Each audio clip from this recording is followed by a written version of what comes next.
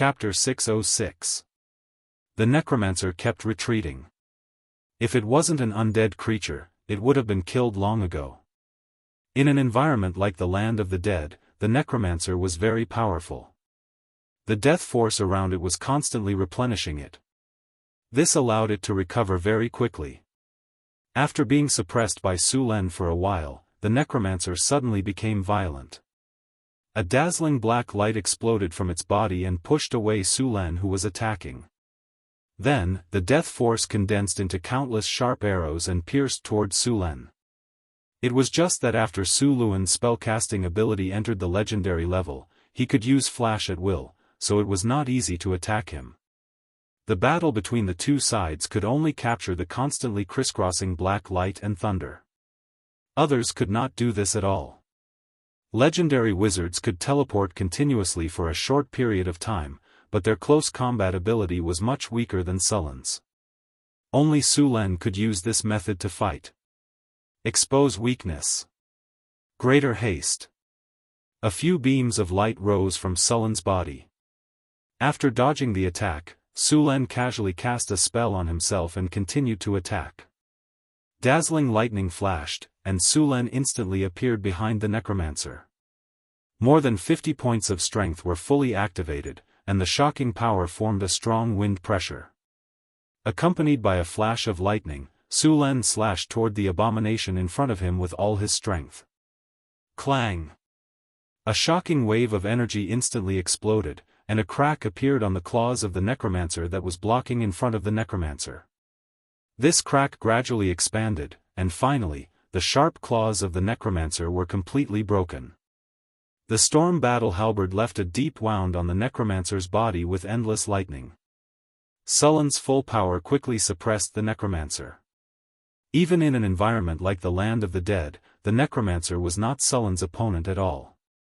After the shroud was completely broken, the necromancer's original body was revealed. Under Sullen's rapid and violent attacks, it was covered in wounds. Its originally skinny body was full of holes, and many of its bones were broken. If the land of the dead didn't constantly replenish its energy and speed up its recovery, this necromancer would have been killed by Su Len long ago. However, at this time, after Sullen's fierce attacks, this necromancer was at the end of its rope. War roar. A golden light burst forth from Sullen's body, and a powerful divine radiance erupted in an instant. The dazzling golden light swept over in an instant. At such a close distance, the necromancer had no time to dodge. Coupled with the fact that it had just been hit by the storm battle halberd, the necromancer's body suddenly stiffened at this moment. The sudden outburst of divine power directly interrupted the soulbound zombie demon's movements. Then, rune chains appeared in an instant, directly sealing the surrounding distance. At this moment, the soulbound zombie demon was like a little bug caught in a spider's web, trapped in place and unable to move. The soulbound zombie demon's own successful teleportation could not break the surrounding elemental shield at this moment. Space lock. Su Len, who had long been prepared, instantly erupted with a powerful force, sealing the surrounding space. The necromancer couldn't dodge at all. Thunder slash. Su Luan shouted, and the storm war halberd in his hand slashed towards the soul-binding zombie demon with boundless power. Accompanied by a dazzling burst of lightning, the soul-binding zombie demon in front of him was directly split in half from head to toe. Endless lightning burst out from the necromancer's body, and a large amount of death energy collapsed in an instant. Countless souls wailed, and the necromancer's body was completely destroyed in the lightning. Then, an extremely ugly soul appeared. It was the necromancer's soul. Although the necromancer had been killed by Su Len, as long as this soul escaped, it wouldn't be long before it seized a body and resurrected. Want to run? Go to hell. Lightning chains appeared in an instant, and then locked the necromancer's soul. The storm battle halberd flashed with lightning and directly split the necromancer's soul into two. After losing its body, the necromancer's soul was once again severely damaged, and this time, it could no longer maintain its soul form. A huge wound was torn open on the necromancer's soul, and then countless souls swarmed out of its wound. These souls had long been contaminated by the necromancer's power, and most of them had become incomplete. If they escaped from here, they would quickly be transformed into undead by the land of death. The entire space was enveloped by a lightning net, and all the souls were trapped here as soon as they appeared. Sullen's eyes flashed with a golden light, and then a divine radiance burst out from his body. Along with Sullen's roar, a divine radiance instantly swept in all directions with Sulen as the center. All the souls that came in contact with it let out a dying wail. Immediately afterward, a large number of gray soul crystals fell down like rain, and a series of clinking sounds could be heard. Soul-binding spell, magic gem. With a flash of light, the lightning chains dragged the soul of the soul-binding zombie demon and sealed it into a magic gem the size of a fist. Sulen reached out and put the black soul crystal into his bag. Although he only glanced at it briefly, Sulen already discovered that this soul crystal was also of the advanced legendary rank. Including this one, Sulen already had several soul crystals of this quality. Phew! After completely eliminating the necromancer, Sulen also let out a long sigh of relief. Then, he waved his hand, and a spiritual light flashed, and the large number of low-level soul crystals that had just fallen on the ground were also collected by Sulen. Ding! Congratulations, host, you have successfully killed the soul-binding necromancer. You have received 356,700 experience points. You have won the battle. Ding! Congratulations, host, you have killed the soul-binding zombie demon. You have obtained the title of Undead Terminator. Your name has spread far and wide across the continent. Your story has been sung by bards. You have successfully killed an undead lord. Other undead creatures will feel fear towards your aura. Your appearance will cause a group of low-level undead creatures to be intimidated. Congratulations, host, you have successfully killed a soul-binding necromancer. You have received 1 legendary skill point. You have received 2 diamond treasure chests as a reward. You have received 1 platinum treasure chest as a reward.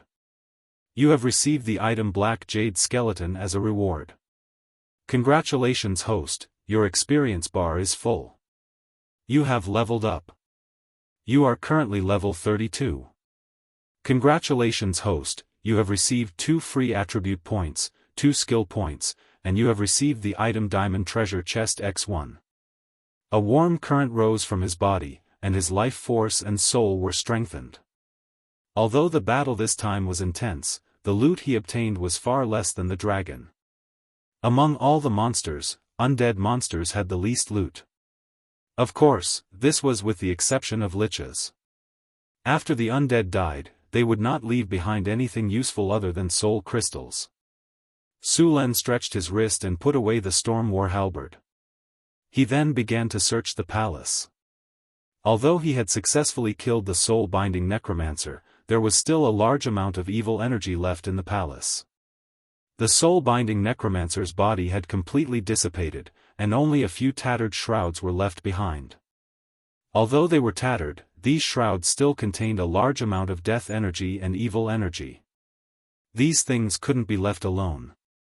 Although the shrouds were disgusting, if they were left alone, these shrouds would still pollute the surrounding environment and even allow some low-level undead to advance. After cleaning up the battlefield, Sulen took the time to examine the palace in front of him. The entire palace was built in a classical style, and there were many murals left on the surrounding walls. Although many of the murals were tattered, there were still many that could be distinguished. Death sacrifices, the slaughter of slaves, and so on. There were also some that praised the greatness of the gods.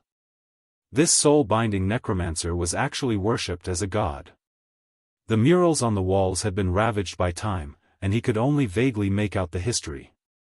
This soul-binding necromancer should have been created by the natives in ancient times. Through blood sacrifices, countless grudges and death energy entanglement, the soul-binding necromancer was finally born. The large number of souls in the soul-binding necromancer's body should have been the souls that were sacrificed. Even the natives had been devoured by the soul-binding necromancer. There were not many things left around. Su Lin did not study much about religion, so he could only guess at the murals. After spending some time, Su Lin finally walked around the entire palace and returned to the hall. This undead lord is so poor. Let alone a dragon, this harvest is even worse than a frost giant. As expected of the poor undead. Su Lin shook his head in disappointment. He was not in a hurry to leave. He wanted to check on some of his gains. When he opened the storage space, other than the 4 treasure chests, there was also a black jade skeleton in the corner. This black jade skeleton was only the size of a palm and looked like the skull of a halfling.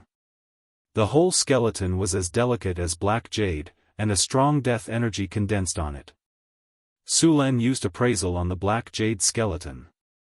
With a flash of light, the attributes of the black jade skeleton appeared before his eyes. Black jade skeleton, strange item, this is a skeleton that has condensed a large amount of death energy. After use, it can transform a piece of land into a land of death. Or, if used in a land of death, it can accelerate the transformation of the land of death into an undead. Transform into an undead? A hint of excitement flashed in Su Lin's eyes. This ability was actually not very useful to wizards. After all, necromancers were already notorious.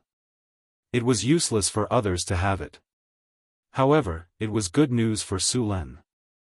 After using the black jade skeleton, the speed at which undead creatures were born in a land of death would increase. A large number of undead creatures could provide a large number of soul crystals. Chapter 607. Su Lin had originally planned to set up a camp here to collect soul crystals. At the same time, it was also a place for the Northern Garrison Army to gain EXP. With the Blackfish Skull, the number of undead in this area had greatly increased. To the Northern Garrison Army, not only could they obtain a large number of soul crystals, but they could also allow their army to grow rapidly. It was simply killing 2 birds with 1 stone. Next, Su Lin took out the 4 treasure chests and chose to open them. After a burst of beautiful sound and light effects, Su Lin heard the sound of a system notification. Congratulations, host. You have opened a diamond treasure chest. You have obtained 1 wishing crystal. Congratulations, host. You have opened a diamond treasure chest. You have obtained the forging blueprint for the divine weapon, Thunder God's Spear. Congratulations, host. You have opened a diamond treasure chest.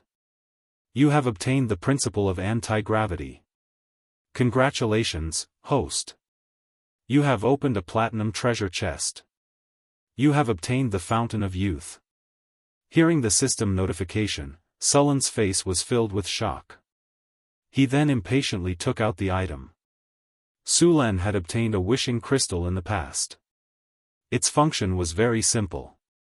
It was to use the wishing spell to summon an elemental spirit to fulfill a wish. This wishing crystal was the reward for fulfilling the wish. There was still a lot of room for manipulation with the legendary wishing spell. The second treasure chest's item shocked Su Lin. It was the forging blueprint for the divine weapon, Thunder God's Spear.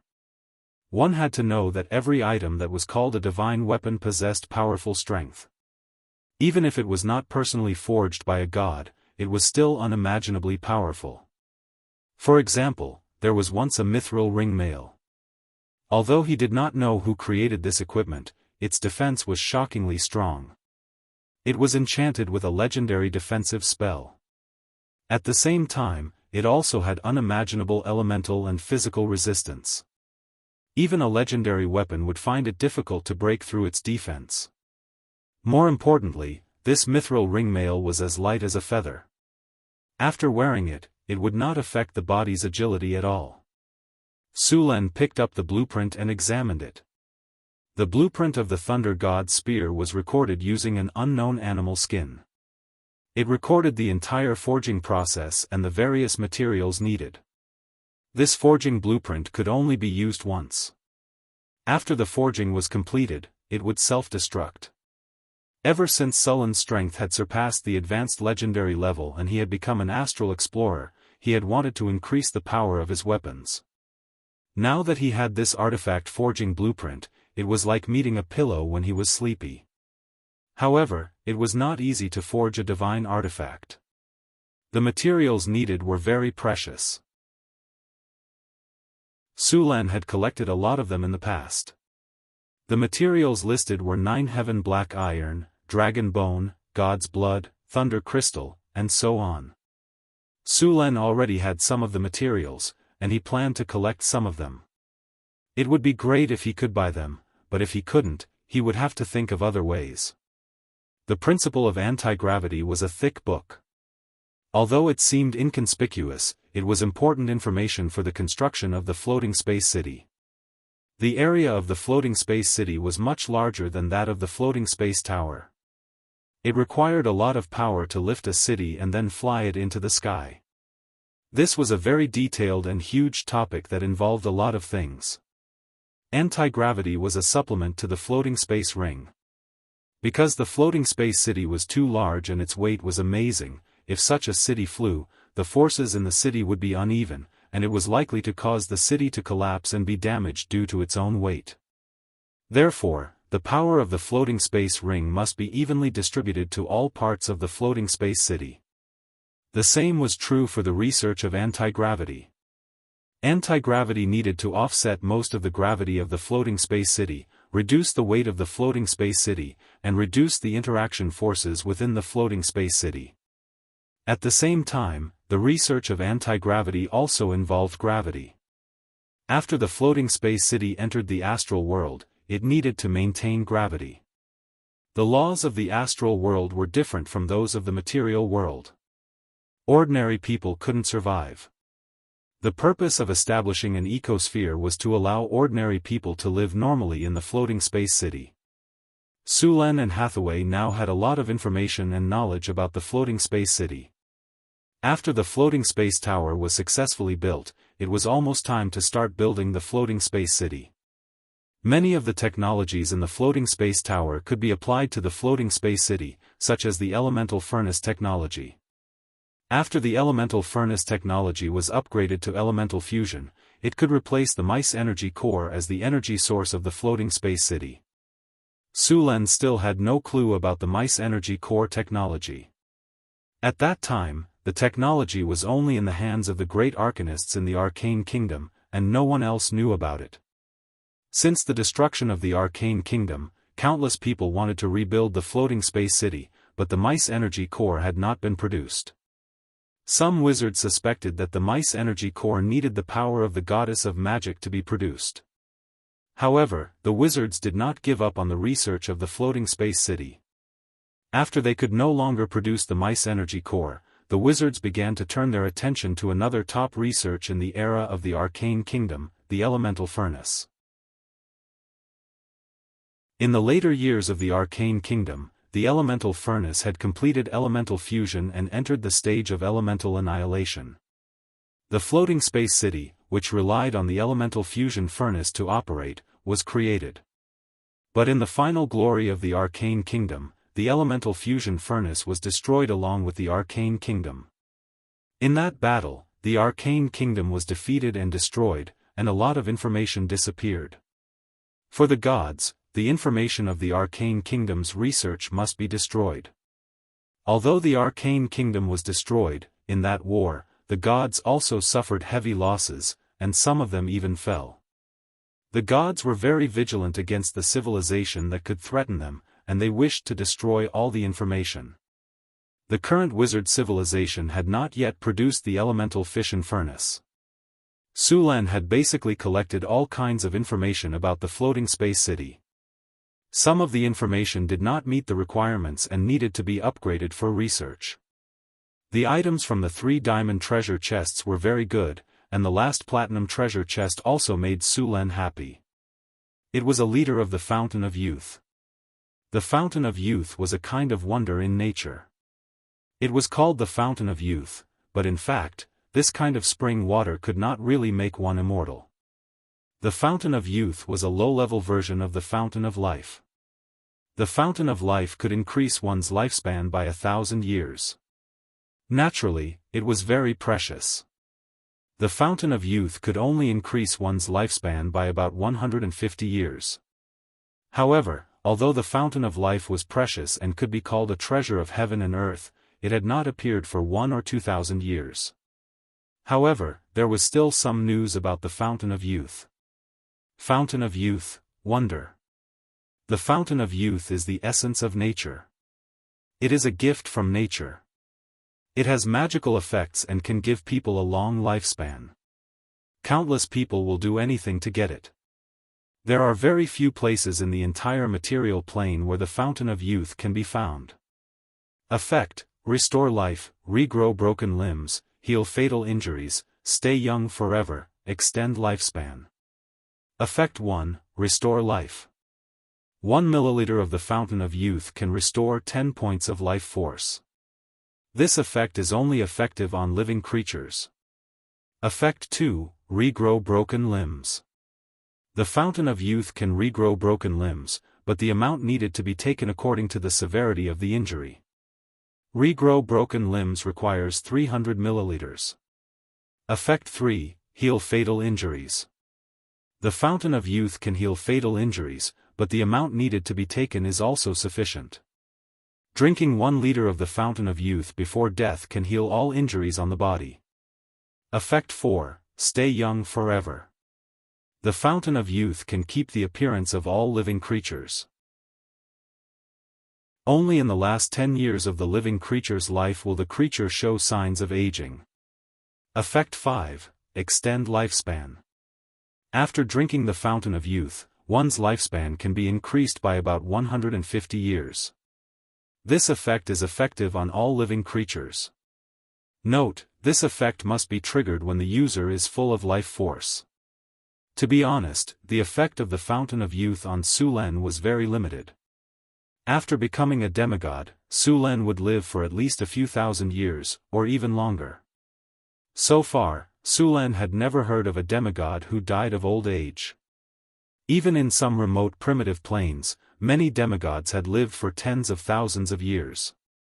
Therefore, the most important effect of the Fountain of Youth was basically useless to him. As for regrowing broken limbs, recovering life force, and even healing fatal injuries, these were also not attractive to Su Lin. After all, he had the physical healing skill. The physical healing skill could heal serious injuries. As long as the person was not dead, it could be revived. It just needed to be cast a few times. As for the more powerful reversal skill, Su Lin had not learned it yet. The reversal skill could even revive a person who had just died. Although the Fountain of Youth was not attractive to him, it was very attractive to others. The lifespan of a human in this world was about 70 years. Of course, this was referring to the nobles. The lifespan of an ordinary person was about 50 years. This was because the elemental energy in the world of Terrala was abundant, and ordinary people had good physical fitness. The lifespan of a professional was much longer. As long as they did not suffer any serious injuries when they were young, it was normal for them to live to 70 or 80 years old. Of course, after becoming a legend, one's lifespan would be even longer. The Fountain of Youth was very attractive to both warriors and nobles. Even a legendary warrior could only live to about 200 years old. Moreover, after 130 years old, their condition would gradually decline. After 160 years old, their strength would degrade to that of a conferred knight. However, if they consumed the Fountain of Youth, they could easily live to 350 years old. This was almost twice the lifespan of a legendary warrior. Moreover, due to the effect of eternal youth, they could reach a shocking 340 years old at their peak. Other than humans, the Fountain of Youth was also very attractive to other races. The lifespan of a dwarf was about 400 to 500 years old, and a half-elf was about 300 years old. Although their lifespan was longer than that of humans, no one would complain about having a longer lifespan. Chapter 608. Su Len had obtained a liter of the Fountain of Youth. He was planning to give half of it to the soldiers of the North Town City. Most of the soldiers were humans, and their lifespans were limited. Su Len had no use for the Fountain of Youth, but it was a good idea to give it to his men. Since there was only a limited amount of the Fountain of Youth, he could only give it to the soldiers who had contributed the most. It was very beneficial to the North Town City. Not only would it make them work harder, the soldiers would also benefit from it. They would support Su Len even more. Most importantly, even if one thought that the Fountain of Youth would grant them a lifespan of 150 years, what would happen in reality? The peak life of a soldier below the legendary rank was 45 years old. Their lifespan would start to decline after that. The peak life of a soldier below the legendary rank was 120 years old. However, after consuming the Fountain of Youth, the peak life of a soldier below the legendary rank was over 200 years old. Those above the legendary rank could live up to 300 years old. It was a great deal. Overall, the soldiers were working hard to exchange for the Fountain of Youth to extend their lifespan. They could continue to contribute to the work of the North Town City. Even though the soul-binding zombie monster had been killed, the problem it had left behind was still unsolved. He had to deal with the land of death. Su Len had already decided to turn the place into a training ground for new players. It would also become a soul crystal resource point. However, Su Len had to seal off the land of death and place the black jade skeletons here to prevent others from coming in and destroying the place. It was easy to deal with. He just had to bury the black jade skeletons in the land of death, and they would merge on their own. Su Len then added another layer of seal to the land of death. The seal only allowed people to leave, but not enter. Su Len left after seeing the undead being born in the land of death again. Outside the Valley of Death, the soldiers of the North Town City were still guarding the altar. A teleportation light flashed, and Su Len appeared. "Your Majesty, you're back," a servant said respectfully. "It's done. Let's leave," Su Len said. The team soon swept through the army and arrived at the entrance of the Valley of Death. Su Len had already decided to turn the place into a training ground and a soul crystal resource point. It was necessary to modify the place. Thunder Domain. Su Len stood at the entrance of the Death Canyon. Dazzling lightning instantly enveloped his body, and the entire sky darkened at this moment. Countless lightning bolts rolled in the sky, as if they were about to fall in the next second. The powerful energy directly lifted Sullen's body in midair. Countless lightning snakes swam in midair, and the entire world seemed to be about to be destroyed at this moment. A golden light appeared on Sullen's body. Then, Sullen's entire body was wrapped in a layer of golden light. At this moment, a golden shadow rose from his body, surrounded by countless lightning bolts. The surrounding soldiers had already retreated far away. Su Len directly exploded with nearly 80% of his strength at this moment. Mana control. Mud to stone. Dazzling magic energy emerged from Sullen's body. Then, an 800-meter-long stone wall suddenly rose at the entrance of the Death Canyon. Under the influence of this powerful magic, the stone wall quickly rose. It soon rose to 50 meters before stopping. In an instant, the entrance of the Death Canyon was blocked by the stone wall. Then, Su Len gently waved his hand. A golden light appeared, and then the golden light flashed and disappeared into the stone wall. The original stone wall became even stronger. After completing all this, Su Len slowly breathed a sigh of relief. The oppressive power on his body also slowly dissipated. Soon, the lightning dissipated, and Su Len returned to his previous appearance. The only change was that the entrance of the Death Canyon was blocked by a 50-meter-tall stone wall. After sealing the Death Canyon, Su Len led the soldiers back to the northern battlefront city. The rest of the matters were left to the others.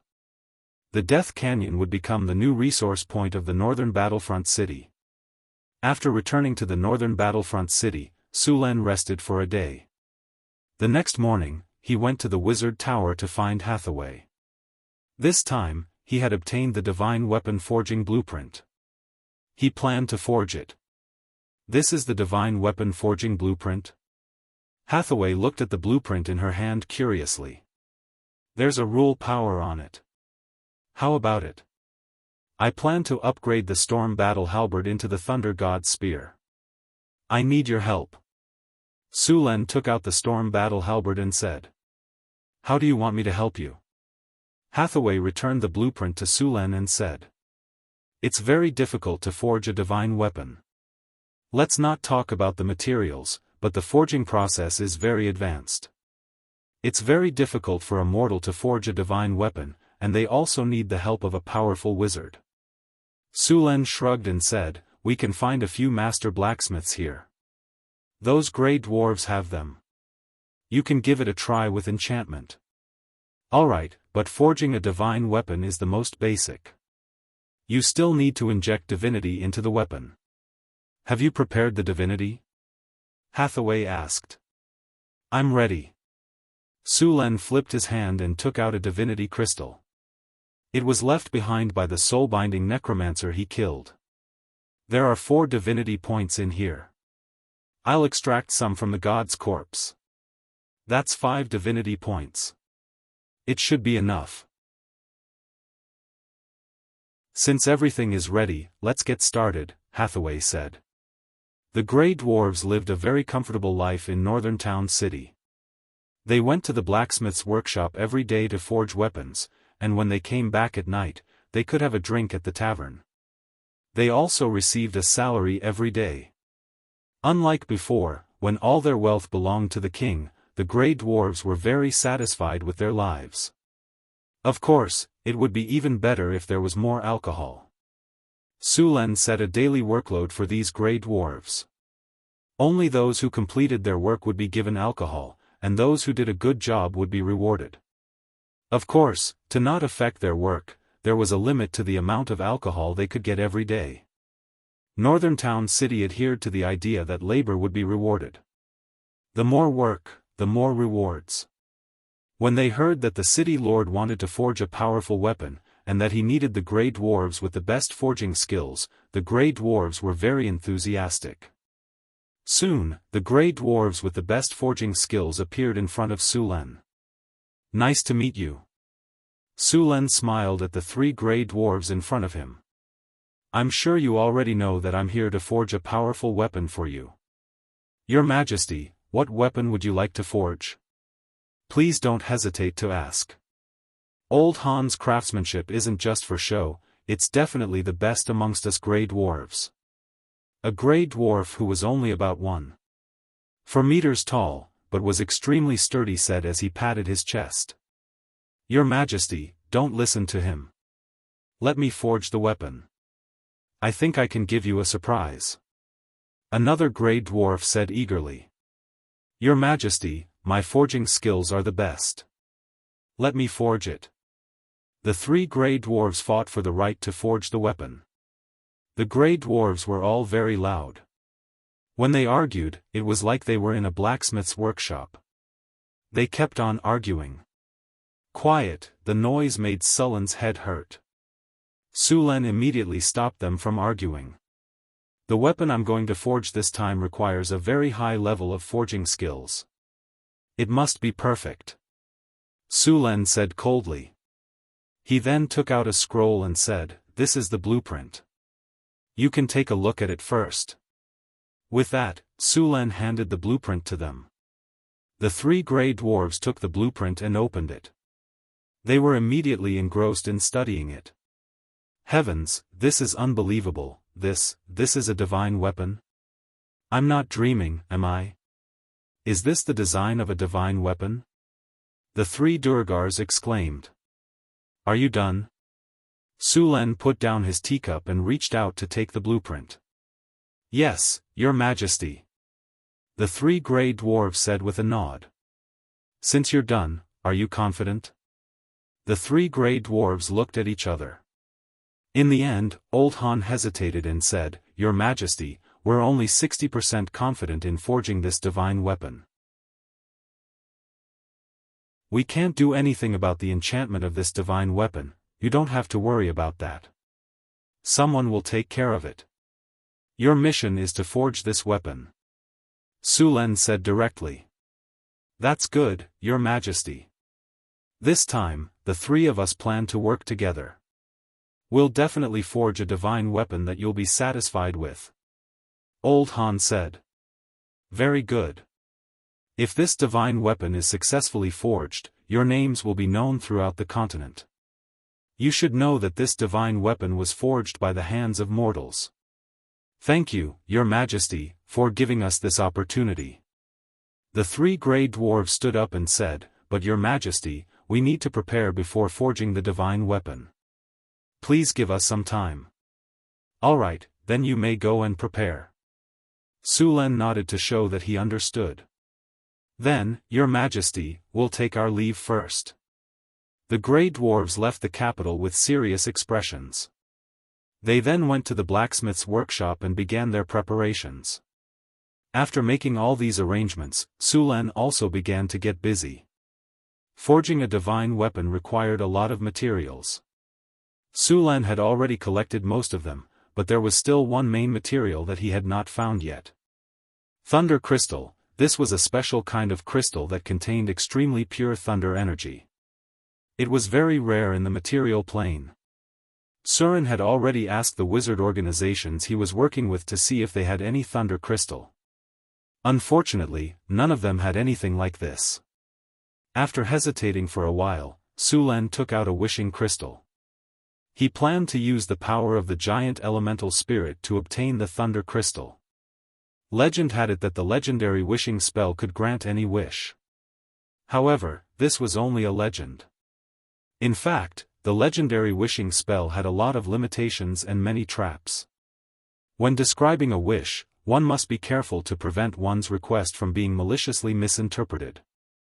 In theory, any wish could be granted, but it was up to others to make it come true.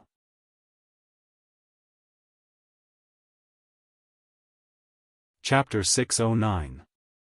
After making up his mind, Su Lin quickly set up a wishing table in the astrology platform and prepared to cast the wishing spell.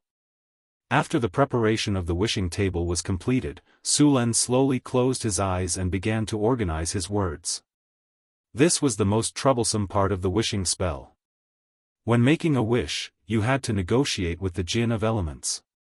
These Jinn of elements would distort your meaning in various ways. They would find any loopholes and use them to their advantage. You had to block all the loopholes. The process of using the wishing spell was no less than negotiating with a senior demon. The contract had to be very careful. If one was not smart enough, it was very likely that they would be played by the word games in the contract. In the end, they would pay a huge price and not get the result they wanted. This was not a joke. Wizards had paid a huge price and finally summed up a set of effective wishing rules. Su Lin took a deep breath, then suddenly opened his eyes. His body flashed, and he instantly activated the rune array. The wishing table operated, and the surrounding magic crystals suddenly appeared with a strange light. Then a low spell sounded, and powerful elemental energy surged out in an instant. A wave of elements that made people's hearts palpitate came out. The powerful elemental energy directly distorted the surrounding space. With the gathering of magic energy, a powerful victory shrouded directly. An elemental god? Su Lin felt the powerful divine power. Then a gust of wind blew, and countless wind elements gathered into a shadow in the air. It was a wind elemental god. As soon as the wind elemental god appeared, he looked at Su Lin and gently waved his hand. Then a contract scroll and a feather pen appeared in his hand. A majestic voice sounded in the wizard tower. Did you summon me? A demigod? Do you have any wishes or wishes that you want to fulfill? Su Lin was surprised that he could summon a wind elemental god this time. He thought it would be good enough to summon an elemental god this time. He did not expect that an elemental god would answer his call in person. Of course, Compared to an elemental god, elemental gods could fulfill more wishes, which was also good news. It was said that if a god used the wishing spell, he would summon the oldest 4 elemental gods. Demigod, state your wish. The wind elemental god urged. Greetings, respected wind elemental god, I want a thunder crystal. Sulen expressed his wish. The wind elemental god nodded. Yes, but you need to pay a certain price. In addition, you need to write your wish on this contract scroll. Only when you sign the contract will I grant your wish. Sulen took the contract and wrote down his wishes. This was a very important step. This kind of contract had to be strict. In fact, it was very suitable to let a lawyer write it. They would rack their brains to block all the loopholes. After spending some time, Sulen finally finished writing all the words. After making sure that there were no loopholes, he handed the contract scroll to the god of wind elemental. 1 thunder divinity crystal obtained. The wind elemental god nodded slightly. The thunder divinity crystal is very rare and valuable. Are you ready to pay the price? After seeing Sulen nod, the wind elemental god picked up a goose feather pen and quickly wrote the transaction content on the contract. After writing, the wind elemental god handed the contract scroll to Sulen again for inspection. He wanted to make sure that the contract was correct. 1 thunder divinity crystal. You need to pay some divinity or a part of your soul power. If you agree, leave your soul mark on it. Sulen took the contract scroll and read it carefully. He had to be careful. Next, Sulen and the wind elemental god modified a few details on the contract. After making sure that there were no problems, he left his soul mark on it. I want to use this crystal as a payment. Sulen took out the wishing crystal that he had prepared earlier. Wishing crystal? I haven't seen such a thing for a long time. Young demigod, you are lucky. The wind elemental god was a little surprised. Then, he directly agreed to Sulen's payment. Since both sides have agreed, let's start the transaction. The wind elemental god waved his hand gently. The contract scroll instantly turned into specks of light and dissipated. Then, a surge of divine power appeared. In the next second, a thunder divinity crystal appeared in front of Sulen. The thunder divinity crystal was a blue crystal the size of a fist. The crystal was translucent. Countless lightning powers were entangled in the crystal. Every now and then, a golden light flashed on the surface of the crystal. Then, the wishing crystal in Sulen's hand instantly flew into the wind elemental god's hand. In the next second, it disappeared. The contract is complete. Little guy, I hope you still have a wishing crystal when we meet next time. As he spoke, the wind elemental god glanced at Sulen. Then, he turned into a gust of wind and disappeared without a trace. The divine power that shrouded the wizard tower also disappeared. Sulen picked up the thunder divinity crystal with one hand and played with it. He held his chin with the other hand and thought to himself, it seems that the wishing crystal is very attractive to them. Sulen could only get the wishing crystal from a treasure chest. He didn't know where this crystal could be produced. It was probably impossible to find a large number of wishing crystals to trade with the elemental god. Sulen quickly put this matter aside. The next important thing was to forge a divine weapon. After a few days of preparation, the 3 dwarven blacksmiths had finished all the preparations. Sulen took Hathaway to the blacksmith's shop. As soon as they got close, a rhythmic sound of hammering came. Clang, clang, clang. The crisp sound of fine iron striking rang out. Hundreds of shirtless dwarves were sweating in the blacksmith's shop. Waves of heat were rolling, and orange flames rose. On both sides of the hall, dwarves were waving their arms hard to forge iron ingots. Heavy hammers smashed hard on the red-hot iron, and countless sparks flew out. Grey dwarves wearing thick leather aprons were hitting all kinds of sword embryos on the iron felt attentively. The flames swayed, and the dwarves' chests were reflected red by the furnace fire. A lot of sweat slid down their bodies, and their whole bodies seemed to be smeared with a layer of oil. Small pits were burned on their firm faces by the sparks, but these dwarves didn't care at all. In the blazing furnace, a red sword embryo was burning in the flames. The grey dwarf next to him picked it out with a serious face. The sword embryo was red, and as soon as it was taken out, the dwarf put the sword embryo directly into the liquid next to it.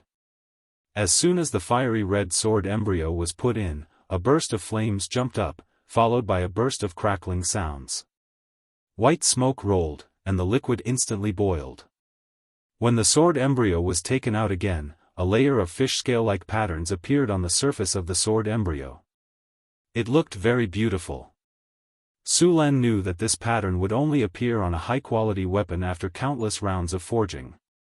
In the hall, pieces of iron embryos were constantly hammered into the shapes of various weapons and armors. Then, they were sent into the cooling pool next to the furnace with iron pliers. The water in the cooling pool was not ordinary water. This was one of the dwarves' secret recipes. It was a quenching liquid made from more than a dozen different materials.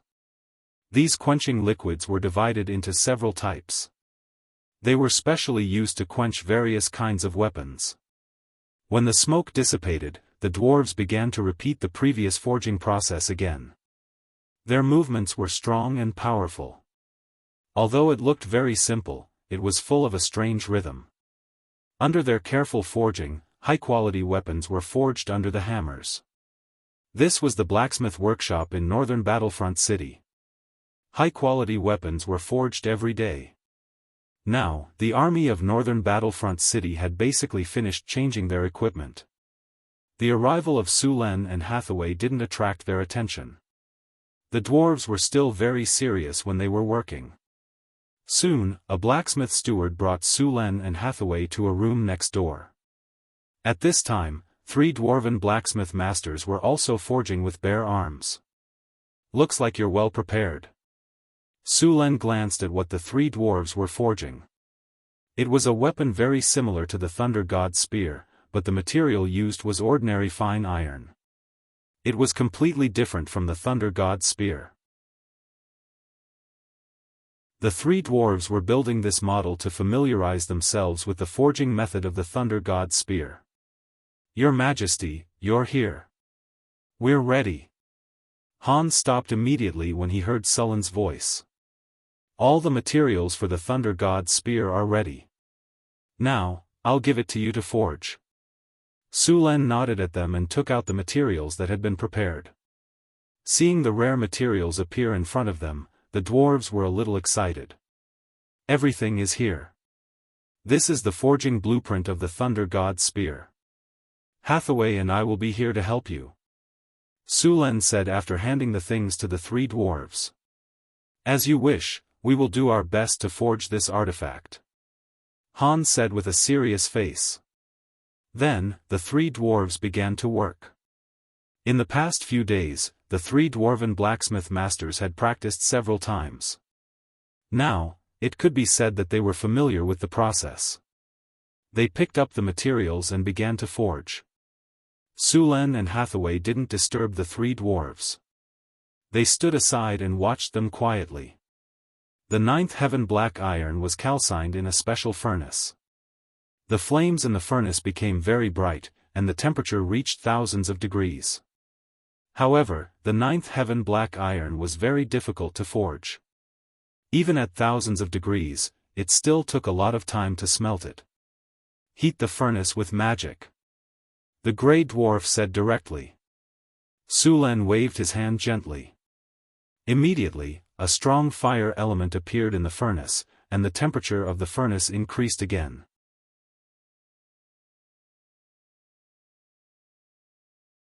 Chapter 6:10. Flames rose, and waves of heat rose from the furnace. All kinds of metal materials quickly heated up, softened, and finally melted. Immediately after, several grey dwarves continuously threw in all kinds of materials. Sullen's storm war halberd was also smelted again, and the low-grade materials were separated out, and then continuously mixed. Scalding molten iron gushed out, and a fiery red torrent surged wantonly. Soon, the embryonic form of a long spear appeared in the mold. The heavy hammer smashed the grinding tool, and the grey dwarf with a solemn expression carefully took out the spear embryo. Then, the spear embryo was once again sent into the furnace to be burned and forged. Old Han used a pair of pliers to clamp the spear embryo in front of him, and then fixed the spear embryo on the iron felt. Another grey dwarf at the side picked up the hammer and took a deep breath. Clang! A crisp sound rang out as the hammer heavily smashed onto the spear embryo. With the help of the reaction force, Old Han once again smashed the hammer down fiercely. Sparks flew everywhere, and the fiery red furnace illuminated the blacksmith's shirtless body. It was as if his body was wrapped in a layer of crimson clothing, and he looked just like the legendary god of forging. A streak of light slowly flowed on the spear embryo. Hathaway stretched out her finger and lightly tapped it. A ray of light quickly spread from her hand, and then the arcane powder beside her directly flew up, instantly turning into countless streaks of light that quickly flew towards the spear embryo. The streaks of light formed by the arcane powder flickered with a colorful brilliance. As the hammer hammered, they continuously merged into the spear embryo, and the originally gray spear embryo began to flicker with specks of light. Under the influence of a strange power, these streams of light flowed like water and quickly formed mysterious runes. These runes were linked with each other and constantly blended together. Finally, they formed a beautiful pattern on the handle of the spear. As the spear embryo gradually took shape, Su Len took out the divine crystal that he had prepared long ago. A strange energy spread out from his body, and in the next second, Su Len was enveloped in a faint golden light. Su Len opened his eyes, and the whole room seemed to flash with a golden light. Divine power completely erupted at this moment. In the light of divinity, Sullen's originally human emotions quickly disappeared, and his absolutely rational and cold thoughts began to take control of his body. All the emotions and desires that represented a human were all blocked. From this moment on, Su Len had become a constructed life form like the Tower Spirit. In this case, Su Luan's various calculation abilities reached the highest level. In his eyes, there was no good or evil, no personal preferences, only gains and losses. Coldness and rationality, which represented his divinity, were completely revealed at this moment. At this moment, Sullen's eyes were cold and merciless as he looked at everyone. He was absolutely rational, like a god, as if he was indifferent to everything else. Streaks of light quickly appeared around him, and the power of thunder and lightning turned into chains. Golden divine power slowly emerged from Su Luan's body, and lines of golden runes emerged. Sullen's palm exerted force, and a golden light instantly merged with the divine crystal. In the next second, the divine crystal burst into a dazzling golden light, and then this golden light slowly flew out of the quiet room under Sullen's command. At the same time, another divine crystal of thunder also flew up. The golden light linked with the divine crystal of thunder, and the divine crystal of thunder quickly turned into a ball of purple energy. Then, a huge amount of divine power was released at this moment. The divine power and the divine power of thunder intertwined, and golden light constantly flashed in the purple gold energy. In the end, under Sullen's manipulation, the golden light slowly flew to the spear embryo, and finally merged with it. The originally gray spear also turned purple gold. The three dwarven blacksmiths took turns forging, and a very rhythmic sound of forging rang out continuously. Sparks burst out, and the divine weapon slowly appeared in the flames. The whole process lasted for 3 days, and when the last hammer fell, all the sound seemed to disappear at this moment. Su Len took out the divine weapon forging blueprint, and the blueprint slowly flew up, and soon floated above the thunder god's spear. Then, the blueprint quickly burned, and a strange power slowly fell and merged with it. In an instant, the thunder god's spear, which seemed to be covered with a layer of shadow, suddenly burst into a dazzling golden light. Golden lightning surrounded the surface of the thunder god's spear, and at this moment, Sulen immediately burst out all the lightning power in his body, and then merged it with the spear. A dazzling divine light appeared, and with the complete integration of the divine power, the divine weapon forging blueprint also merged with the strange power of law. The Thunder God's Spear was finally completed. Item Type: Thunder God Spear. Item Grade: Tier 2 Divine Weapon. Item Description: This was once a weapon that had its fill of blood. This weapon had followed its owner into battle and killed countless enemies. One after another, experts had fallen under its sharp blade. This weapon was stained with the blood of legendary experts, demons, and abominations. Later, its owner once again injected divinity and the divine power of thunder into this weapon. This weapon had undergone a complete transformation. Requirements: Order, Strength 20 points. Owner: Sulen, Soulbound. Equipment Effect: Divine Weapon, Thunder God's Blessing, plus 12 Penetration, plus 13 Armor Break, plus 20 True Damage, plus 12 Sharpness, plus 55 Indestructible, plus 13 Magic Break. Weapon Special Effect: Blessings of the Thunder God. Wielding this weapon grants the user the blessings of the Thunder God. Resistance to all abnormal statuses plus 20. Immunity to paralysis, drowsiness, lightning, and other magic effects. Also, the user gains an electrostatic field. The electrostatic field deals 15 lightning damage to all enemies within a 50-meter radius. The target must pass an immunity test every minute. Otherwise, the target will be paralyzed. Weapon Special Effect: Indestructible. This is a powerful legendary weapon. It can't be destroyed by conventional means, and it is also immune to disintegrate. Only legendary disintegrate has a 0.1% chance of destroying this weapon, but the destroyer will also receive a backlash from the weapon. Weapon Special Effect: Power of Lightning. Each attack will deal an additional 80 points of lightning damage. The damage can be stacked. When the damage is dealt, the target will be paralyzed. Any target whose constitution is unable to resist will be paralyzed for 1 to 3 seconds. When using lightning energy, the damage of lightning energy will be increased by 100%, and the consumption will be reduced by 80%. Weapon Special Effect: Slow. After being quenched by the blood of Cryopterus, Ice Quetzalcoatlus, and the blood of legendary water demons, each attack of this weapon will add 15 ice damage and reduce the speed of the target by 20%. Constitution test is required. Weapon Special Effect: Life Absorption.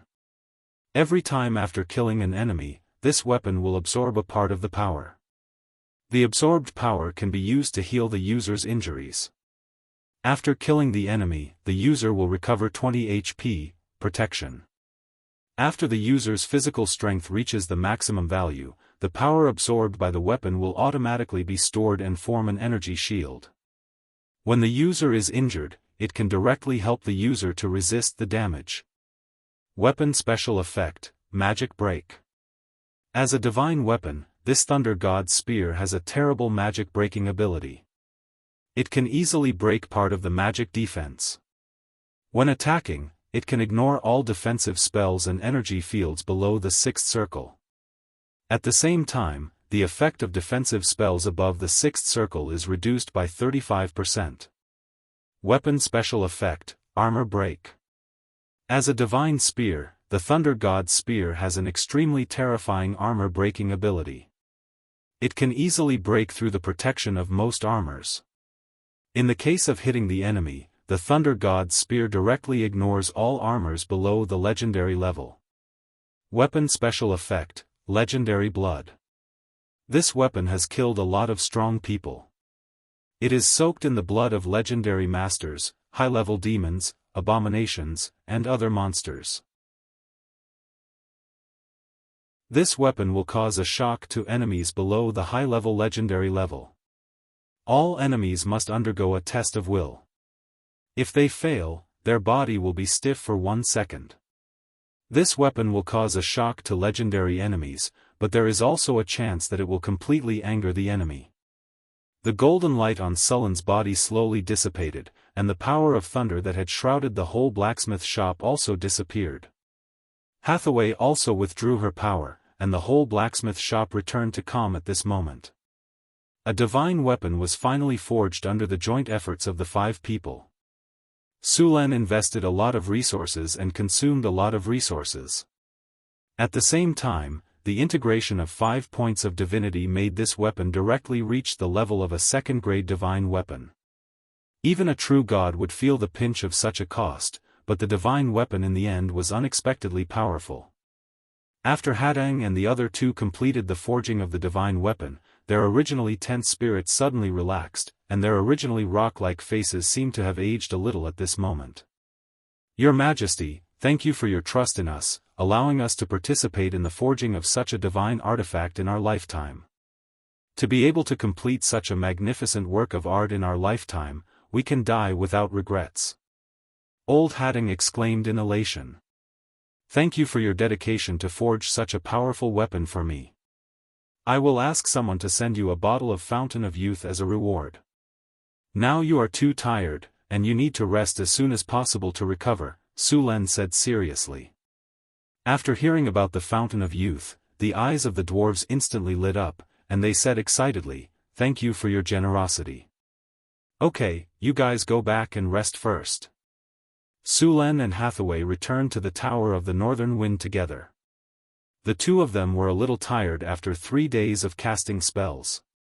Originally, their work was not very difficult, but because they were worried that something would go wrong, the 2 of them were nervous all the time. Sulen only collected a set of materials to forge the divine weapon in total. If there was a mistake that caused the power of the divine weapon to decrease and there were no spare materials, he would have nowhere to cry. Fortunately, Sulen and Hathaway did not have any problems, and finally successfully completed the enchantment process of the Thunder God's Spear.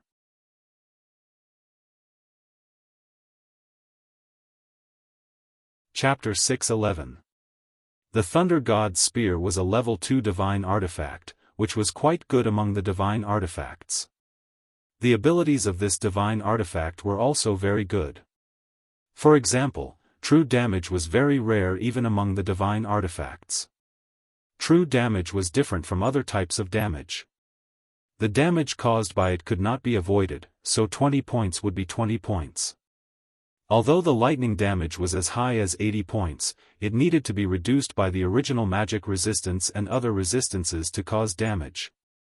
It was very effective against weak cannon fodder, but its effect was very limited against powerful enemies. Just like the abomination, this creature's body was surrounded by a divine force field. It had high resistance and all kinds of damage immunity. The lightning damage carried by the Thunder God's Spear could only cause single-digit damage to it. It was not even as strong as its recovery ability. Of course, if this ability was combined with another weapon's special effect, Life Drain, it would be very powerful. Life Drain was a very rare ability. After killing the enemy, it would draw the power of the enemy to recover. Individually, killing one person would only recover 20 points of HP. However, combined with the area of effect damage of the Thunder God's Blessing, one enemy would be 20 points, and 10 enemies would be 200 points. In a group battle, Sullen's HP recovery speed would be very exaggerated. If there were enough enemies, Sullen's recovery speed could not even keep up with the abominations. If they wanted to defeat him, they could only rely on one-on-one combat. With Sullen's current strength, he had never lost a one-on-one combat. With his current physical fitness, unless he was in the form of a god saint, he would not care about anything else at all. Finally, he had a divine artifact. Sulen was so excited that he almost ran out to show off. Fortunately, he forced himself to be rational. He should not show off his wealth. Moreover, this divine artifact was his trump card.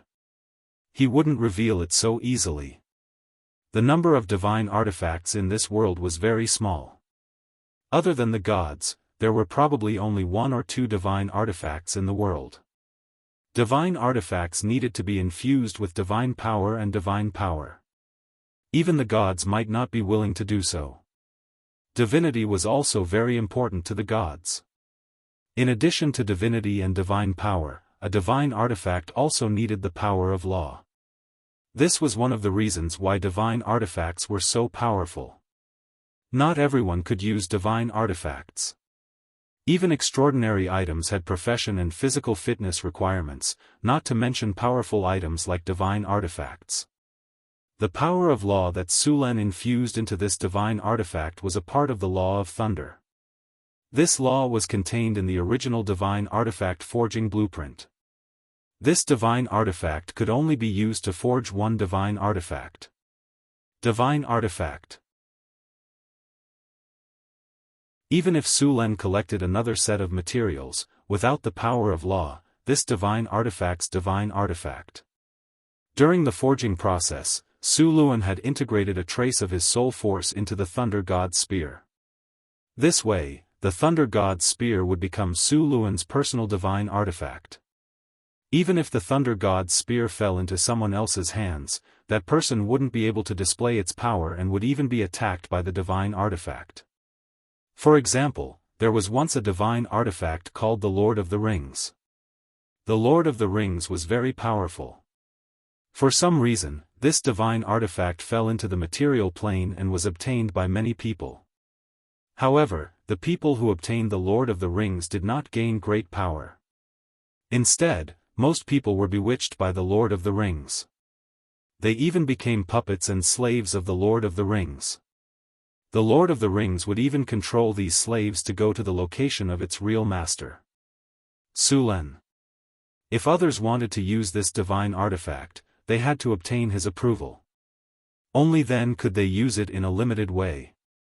Of course, Sulen could also make some modifications. As long as one had his blood, they could also use this divine artifact. Of course, this right to use it was temporary. As long as Sulen was willing, he could take it away at any time. Many powerful gods had left such divine artifacts, such as the King of Dawn, the God of Justice, and the God of Light. For example, the strongest divine artifacts of the Paladins, the Pale Justice and the Holy Avenger, both of these divine artifacts required the user to be aligned with the lawful good, and the user had to be a Paladin. Therefore, these two divine artifacts were also called Holy Swords. The Paladins were a group of very troublesome existences. This was because the Paladins seriously could not tolerate evil. However, this world had never been bright and righteous. It could be said that almost all cities were hiding evil. Even Sulen's northern city was no exception. There were a large number of slaves and serfs in the northern city. According to the standards of the Paladins, these were also evil. However, this world could not be without Paladins.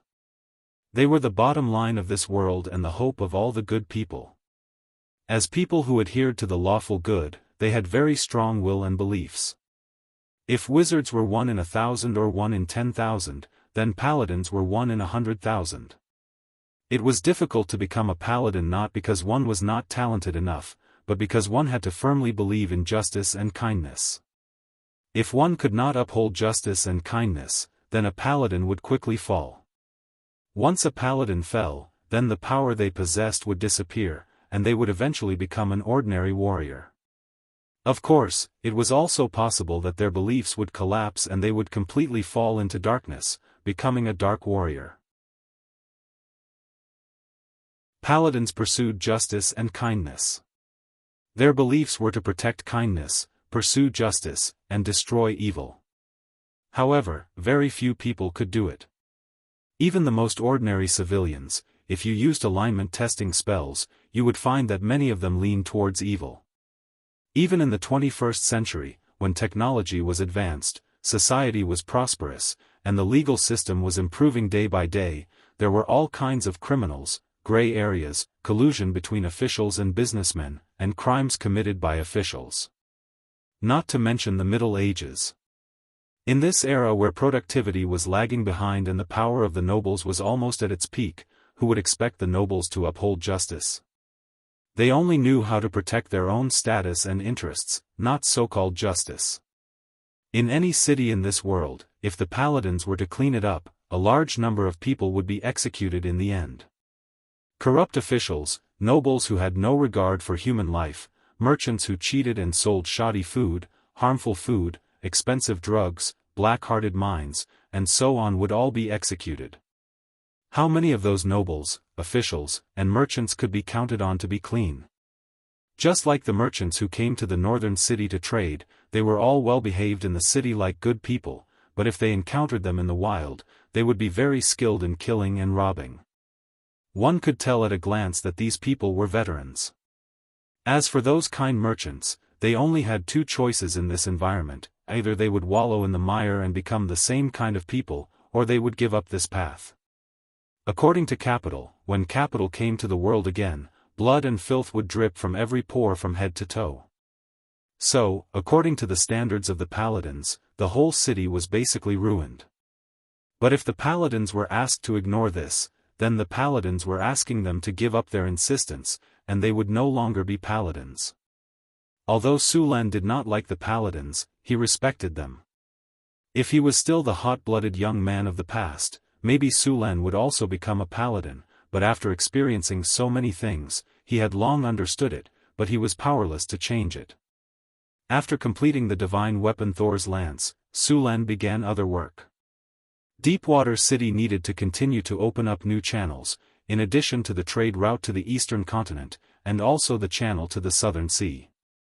If Deepwater City wanted to develop, it must have as many ships as possible docked here to trade. At the same time, the navy of Deepwater City began to guard the channel and fight against pirates after completing the primary training. The number of islands in the southern sea could be said to be the largest in the world. After all, this sea area was the busiest.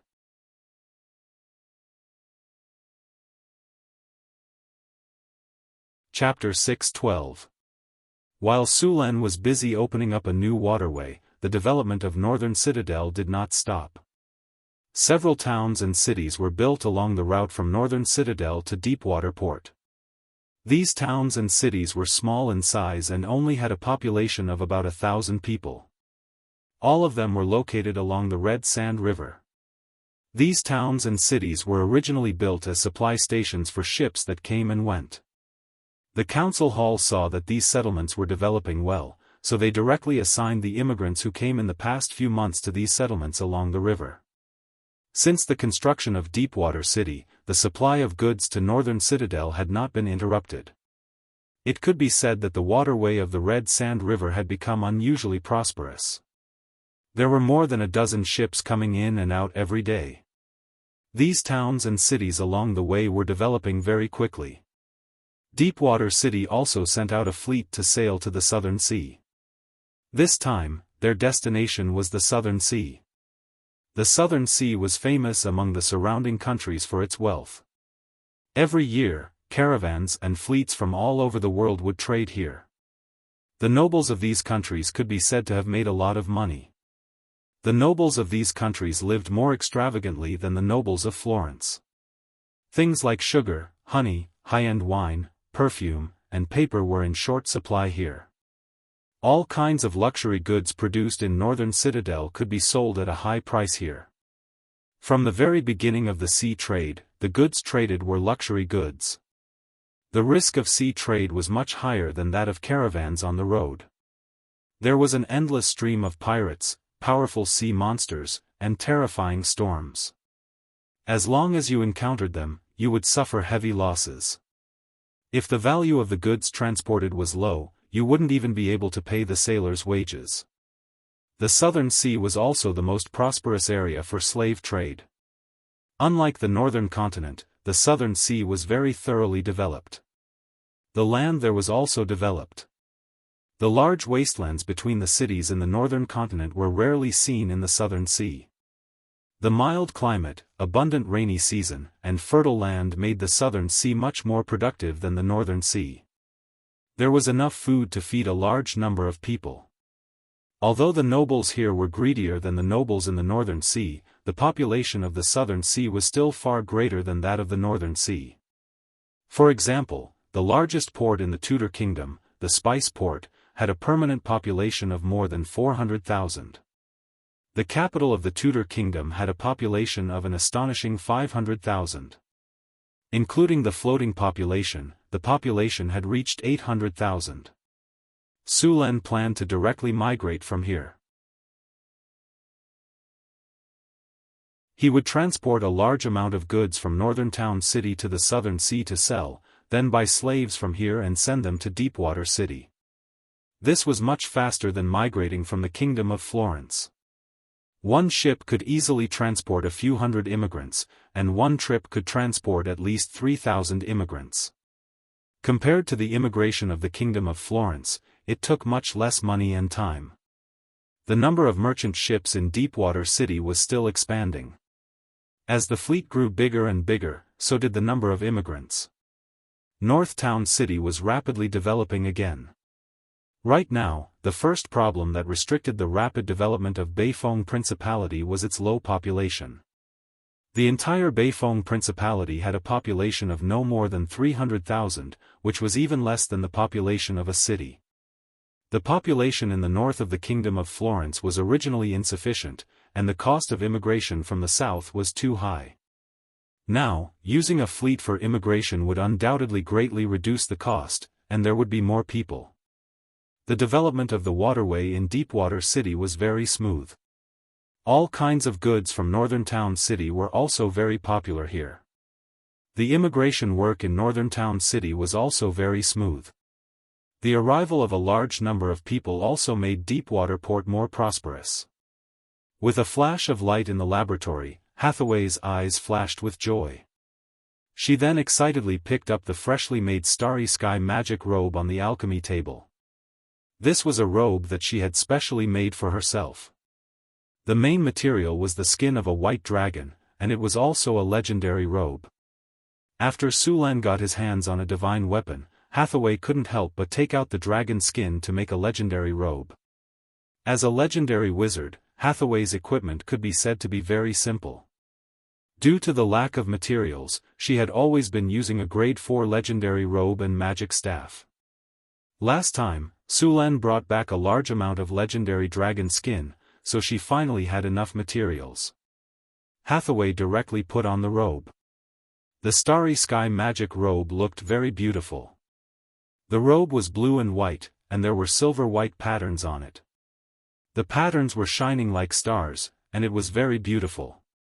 Because it was made of dragon skin, the robe itself had very high defense. It could be said that with this robe, Hathaway's strength had increased by at least 3 times. With a flash of light, Alex's figure appeared on the astrology table. As soon as he appeared, he saw Hathaway and was attracted by the robe on her. "Sister Hathaway, you're done." Seeing the robe on Hathaway, Alex was also surprised. "Yes, I'm done. I just tested it, and it's already exceeded our expectations," Hathaway said excitedly. "Really? Then I'll make my robe according to this template." Alex decided right away. "There are diagrams in the library. You can change the spells on them. Su Len brought back a lot of materials, so you can make a few more of them." Hathaway waved her hand and said. "Then I won't hold back," Alex said excitedly. "Right, how's your research going?" Hathaway suddenly thought of something and asked. "It's a lot worse. Su Len brought back a lot of information last time. I've already tested it. There's no problem at all," Alex said. "Look." Alex gently waved his hand, and a silver metal ring appeared in his hand. The metal ring was very small, only the size of a palm. It was engraved with countless arcane runes. The material of the metal ring was silver white, and there was a strong force flowing on it. "It looks good." Hathaway nodded and said. "This floating ring has only gone through a simple test. Further tests will require a lot of data to analyze. Alex didn't make this floating ring for the Wizard Tower, but for the floating city. Of course, this floating ring was only a model. The floating city's floating ring needed more power, and it also needed to be distributed to various parts of the floating city. This way, the floating city wouldn't break due to its own gravity. Let's test it first. Alex nodded, and then Hathaway and Alex surrendered their gazes to the steel golem standing next to them. Hathaway gently waved her arm, and the heavy bodies of the steel golems flew up. The floating ring covered a very large area, 10 times larger than the previous one. The golems in this area all floated at the same height. This levitation ring had been modified to distribute the buoyancy evenly to the surroundings. It was specially made for the floating city. In the future, the floating city would definitely have more than one set of levitation rings installed. In order to prevent one set of levitation rings from malfunctioning, a floating city would have at least 3 to 4 sets of levitation rings installed.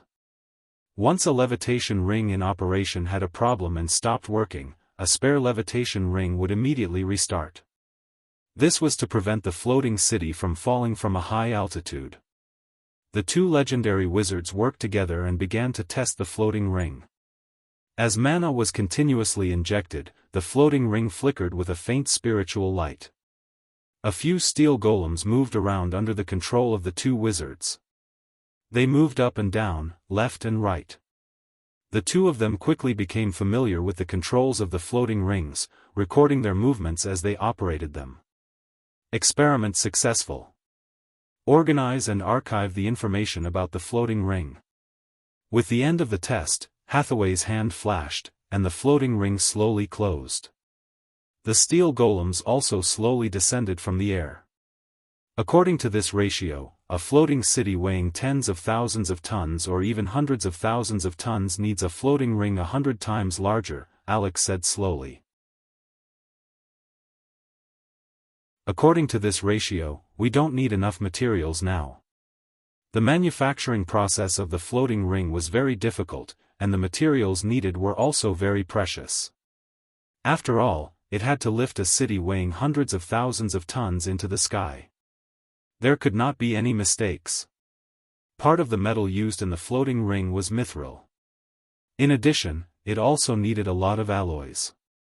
This alloy was a special metal researched during the Arcane Empire, and its main purpose was to build a floating city. The two major cores of the floating city, the energy system and the floating ring system, were very important. Only sufficient energy could maintain the floating ring's operation. After solving the problem of the floating ring, the next thing was the elemental fusion furnace. The theory of the elemental fusion furnace had been perfected long ago, and even the elemental fission furnace had been officially used. However, it was not a simple matter to actually build an elemental fusion furnace. In fact, during the Arcane Empire, the elemental fusion furnace had been widely used. Compared to the intense radiation and pollution of the elemental fission furnace, the elemental fusion furnace had almost no radiation, and the energy output was hundreds or even thousands of times higher. The elemental fission furnace could also be used as the energy core of the floating city, but it required the elemental fission furnaces to form an energy matrix and rely on several elemental fission furnaces to provide sufficient energy. However, this method consumed several times more elemental fuel, and the endurance would be greatly reduced. Sister Hathaway, how's the research on the elemental fusion furnace? Alex asked as he put away the floating ring. Hathaway shook her head.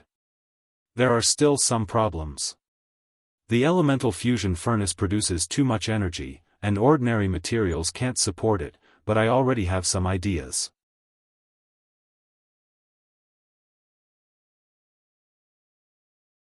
Chapter 613. Death Canyon.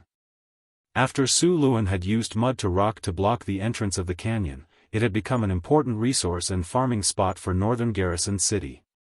At the entrance of the canyon, a military camp had been renovated. The new recruits from North Town would be sent here to kill zombies and skeletons to level up after completing their basic training. At the same time, they would collect all kinds of soul crystals.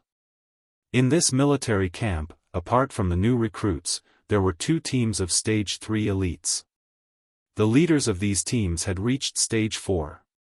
In addition to protecting the new recruits, they were also responsible for killing the high-grade undead creatures in Death Canyon. There weren't many of these high-grade undead creatures. On average, there were about 5 of them per month. These high-grade undead creatures would produce high-grade soul crystals, which were the main material for making the soul cores of steel golems.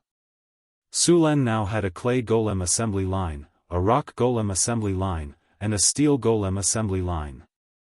He had already moved the steel golem assembly line from the secret realm to the wizard tower. The steel golem assembly line was different from the clay golems and rock golems. The entire steel golem factory looked like a modern production workshop. The surrounding walls were bright and clean, and the crystal pipes on the ground were transmitting energy.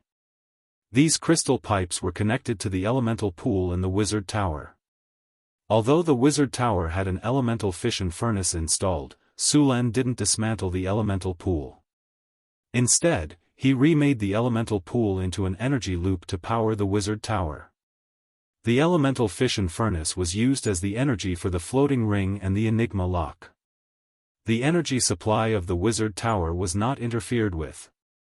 In fact, the energy supply of the wizard tower was like electricity in Abel's previous life. The energy supply of a wizard tower was equivalent to a power station. The production process of steel golems was much more complicated than clay golems and rock golems. At this time, the standardized parts of the steel golem assembly line were transported to the corresponding position by the conveyor belt. These parts were then assembled by the clay golems one by one. In the back of the warehouse, there were already a few steel golems that had been assembled standing quietly. These steel golems hadn't been activated yet, and their soul cores hadn't been installed.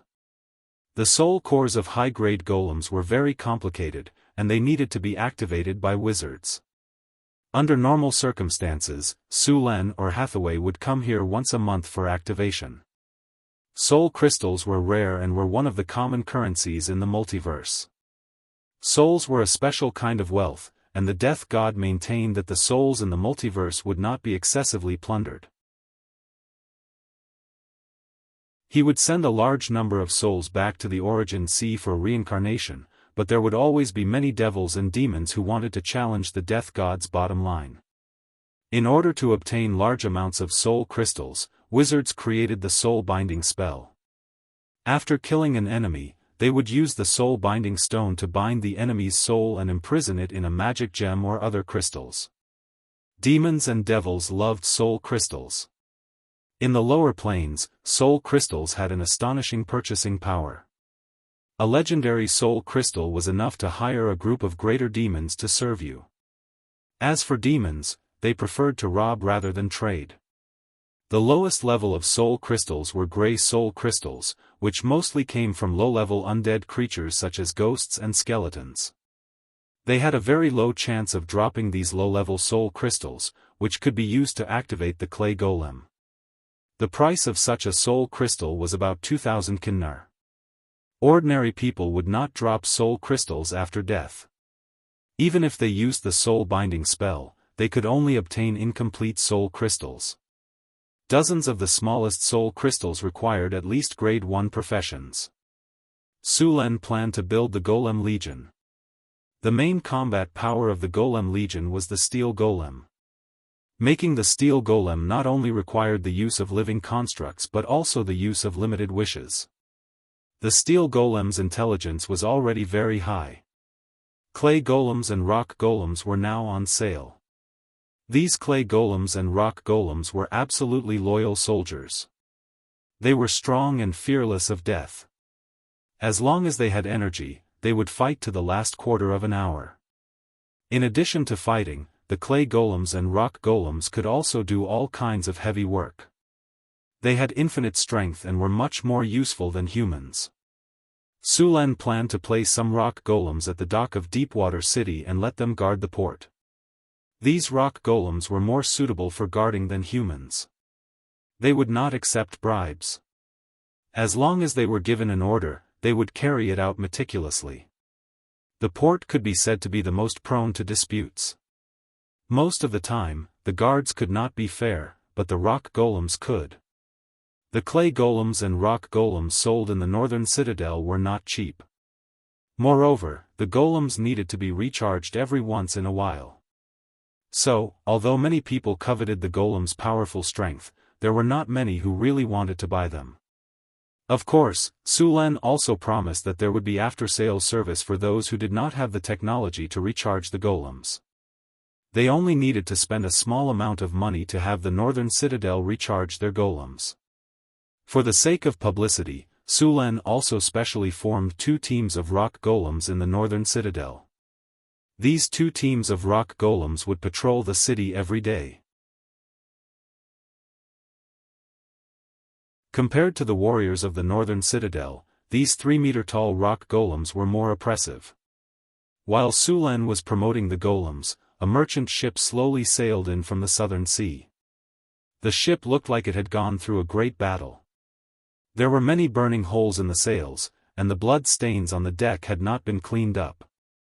Not far away, a few sailors were carrying a corpse, planning to throw it into the sea.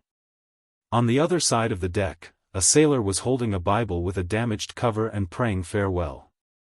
This was a sailor's funeral. All the corpses had to be thrown into the sea. The space on the ship was limited. After the corpses rotted, they would contaminate the food on the ship. If they were not careful, the whole ship would turn into a ghost ship, and everyone would die.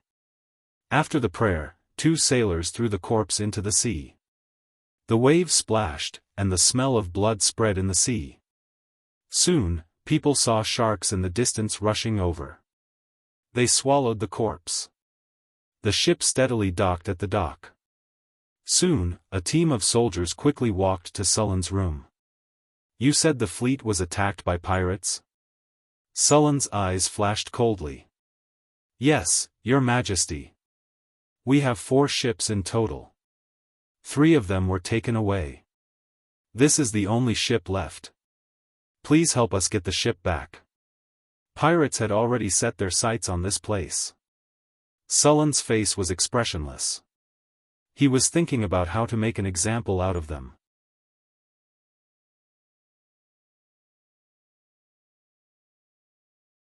Chapter 6:14. The atmosphere in Deepwater Port was a little tense. In the morning, a ship docked and brought back news of a pirate attack. 3 ships in the fleet were intercepted by pirates, and the only ship that escaped suffered heavy casualties. The consequences for Deepwater City, which had just begun to develop, were very serious. "Where is Barbassa?" Sulan asked. "Your Majesty, Barbassa is training with the fleet and hasn't returned yet," Mayor Holland said. Sulan frowned slightly and continued, "How long do they expect to be back?" "Barbassa and the others usually carry a week's worth of food when they are training. They should be back tomorrow," Holland said. "When they return tomorrow, tell him to see me immediately." Sulan said, "Immediately inform all the crew and sailors in Deepwater Port to gather. All leave is cancelled. Everyone will gather at the port tomorrow morning." "Okay, now go and arrange it immediately." "As you wish." The surrounding officials bowed and said, then slowly left the room. "Go and call that merchant. I have something to ask him." The attendant next to him left quickly. About 10 minutes later, the attendant brought the merchant over. "How many pirates attacked you? Where did they attack? What is the name of this pirate?" Sulan glanced at the merchant and asked directly. "Your Majesty, the pirates who attacked us should be one-eyed. The skull on their pirate flag is one-eyed. This is the symbol of one-eyed. At that time, we were attacked by 4 pirate ships. There were at least 1,000 pirates. They disguised themselves as merchant ships and suddenly launched an attack on the Norman Islands. We were caught unprepared and the 3 ships were quickly occupied by the pirates. If it wasn't for a sudden whirlwind that scattered the pirates' formation, we wouldn't have been able to break through the siege. Your Majesty, this time our caravan suffered heavy losses.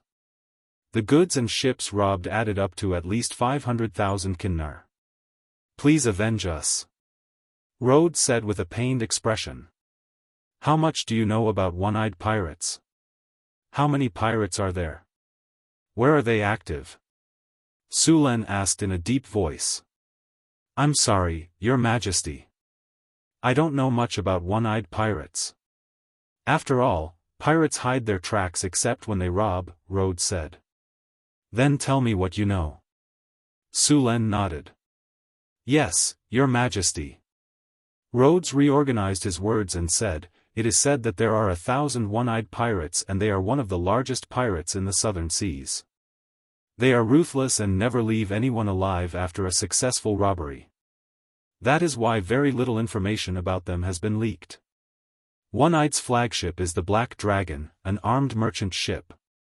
It is said that a wizard has cast a spell on this ship that can raise a large fog on the surface of the sea. There were a few times when One-Eyed was ambushed by the Tudor Kingdom's navy and was trapped in a tight encirclement.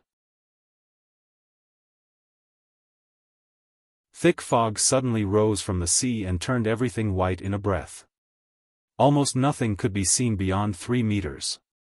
One-Eyed took the opportunity to escape. After his escape, One-Eyed began to attack the Tudor Kingdom's merchant ships, causing the Tudor Kingdom to suffer heavy losses.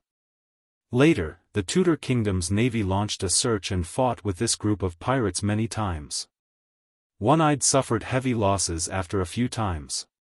3 out of 5 pirate ships were sunk, so he had to give up.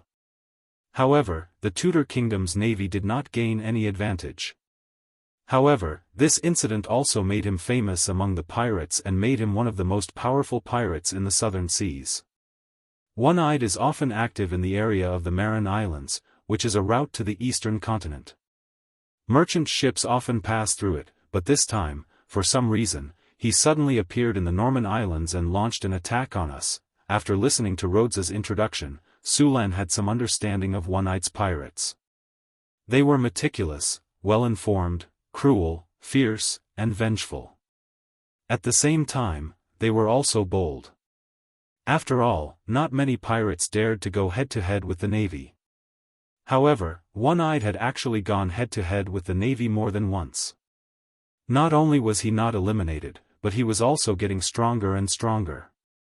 Su Len actually did not care much about the strength of One-Eye's pirates. After all, to him, anyone below the legendary level was just an ant.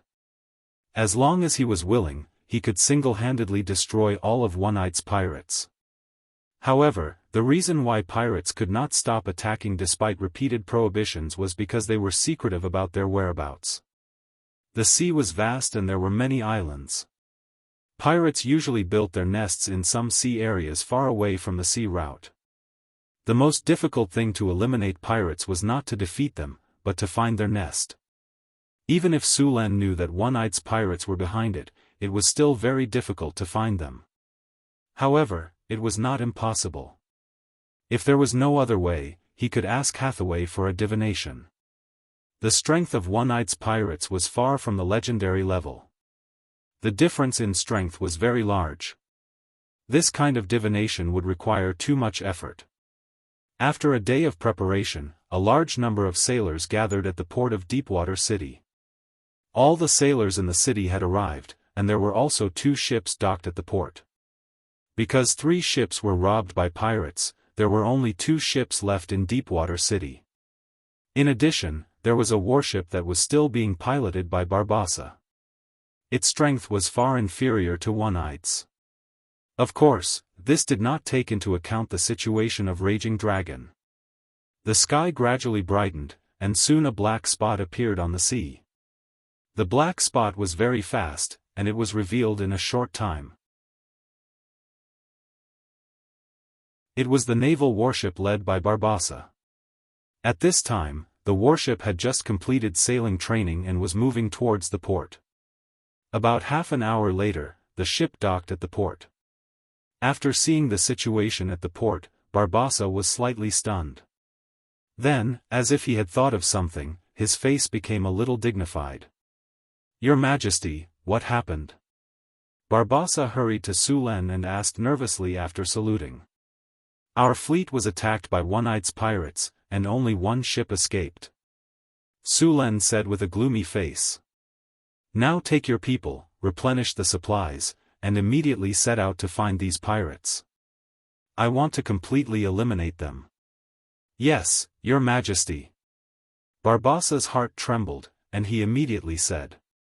Then, without caring about the repairs, he ordered the coolies to carry the supplies to the ship. Because the development time of Deepwater City was very short, the number of sailors here was not many. Although Su Lin spent a lot of time to train them, it was still not enough. In addition, 3 ships were robbed, the sailors on them would certainly not survive.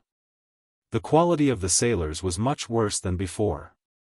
Most of the sailors in front of him were ordinary people, or strong ordinary people.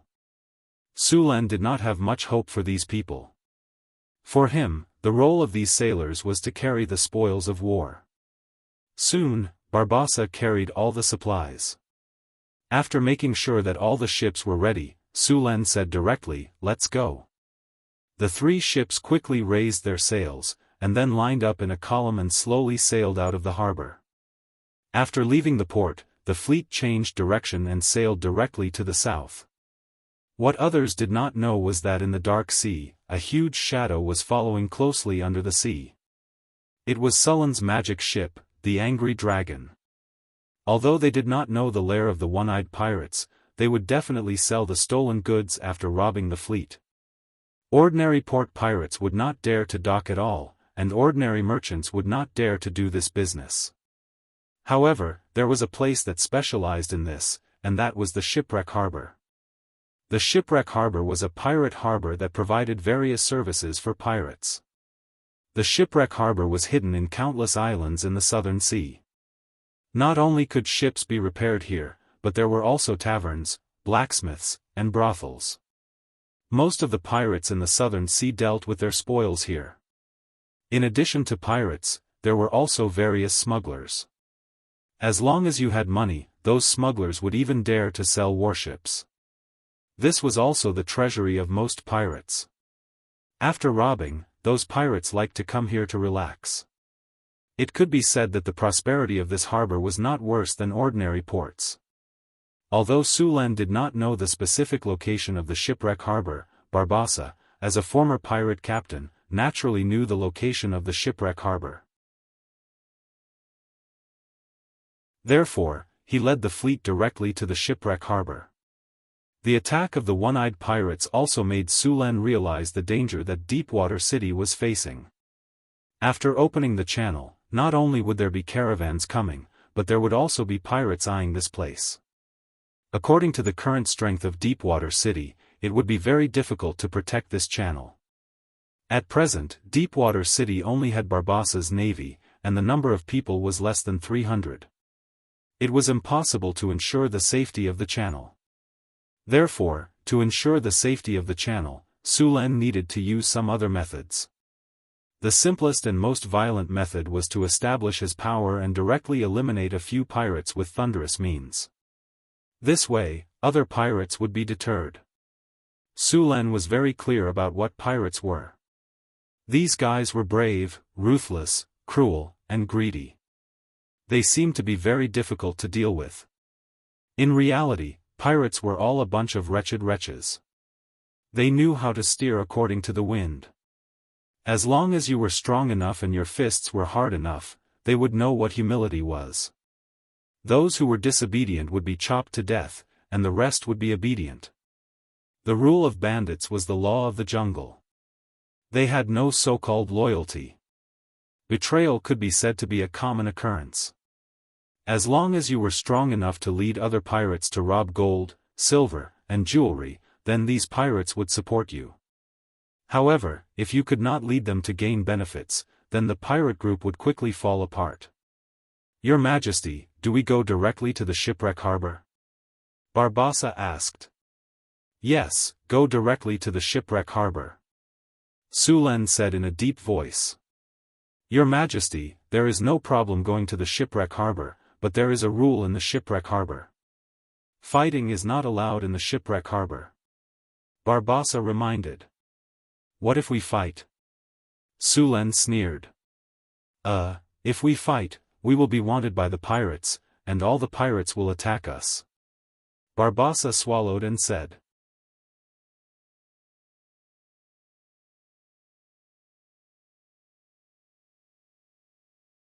Chapter 6:15. Wanted by pirates? Sulen raised his eyebrows.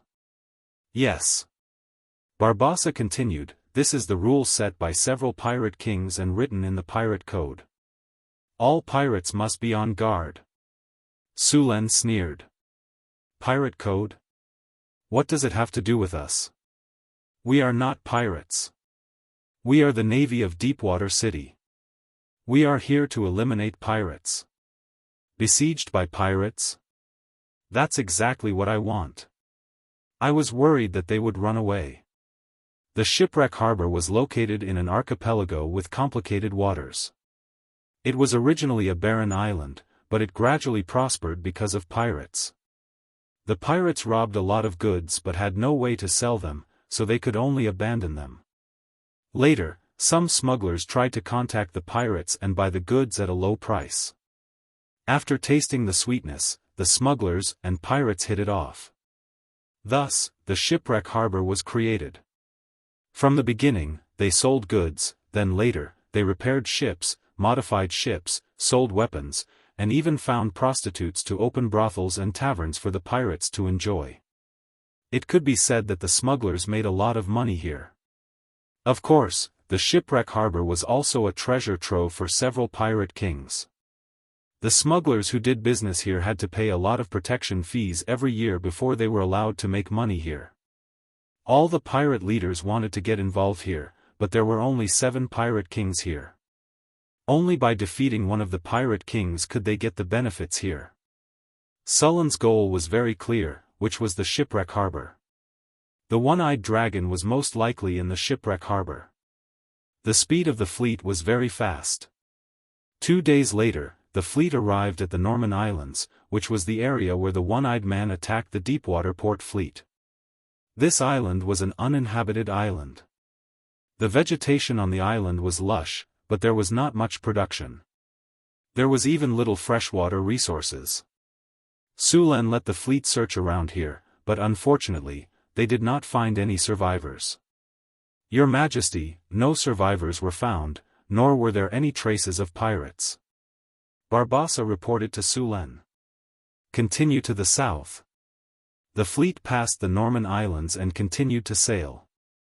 After arriving here, the fleet moved faster. The trade wind blew the sails, allowing the fleet to move forward quickly.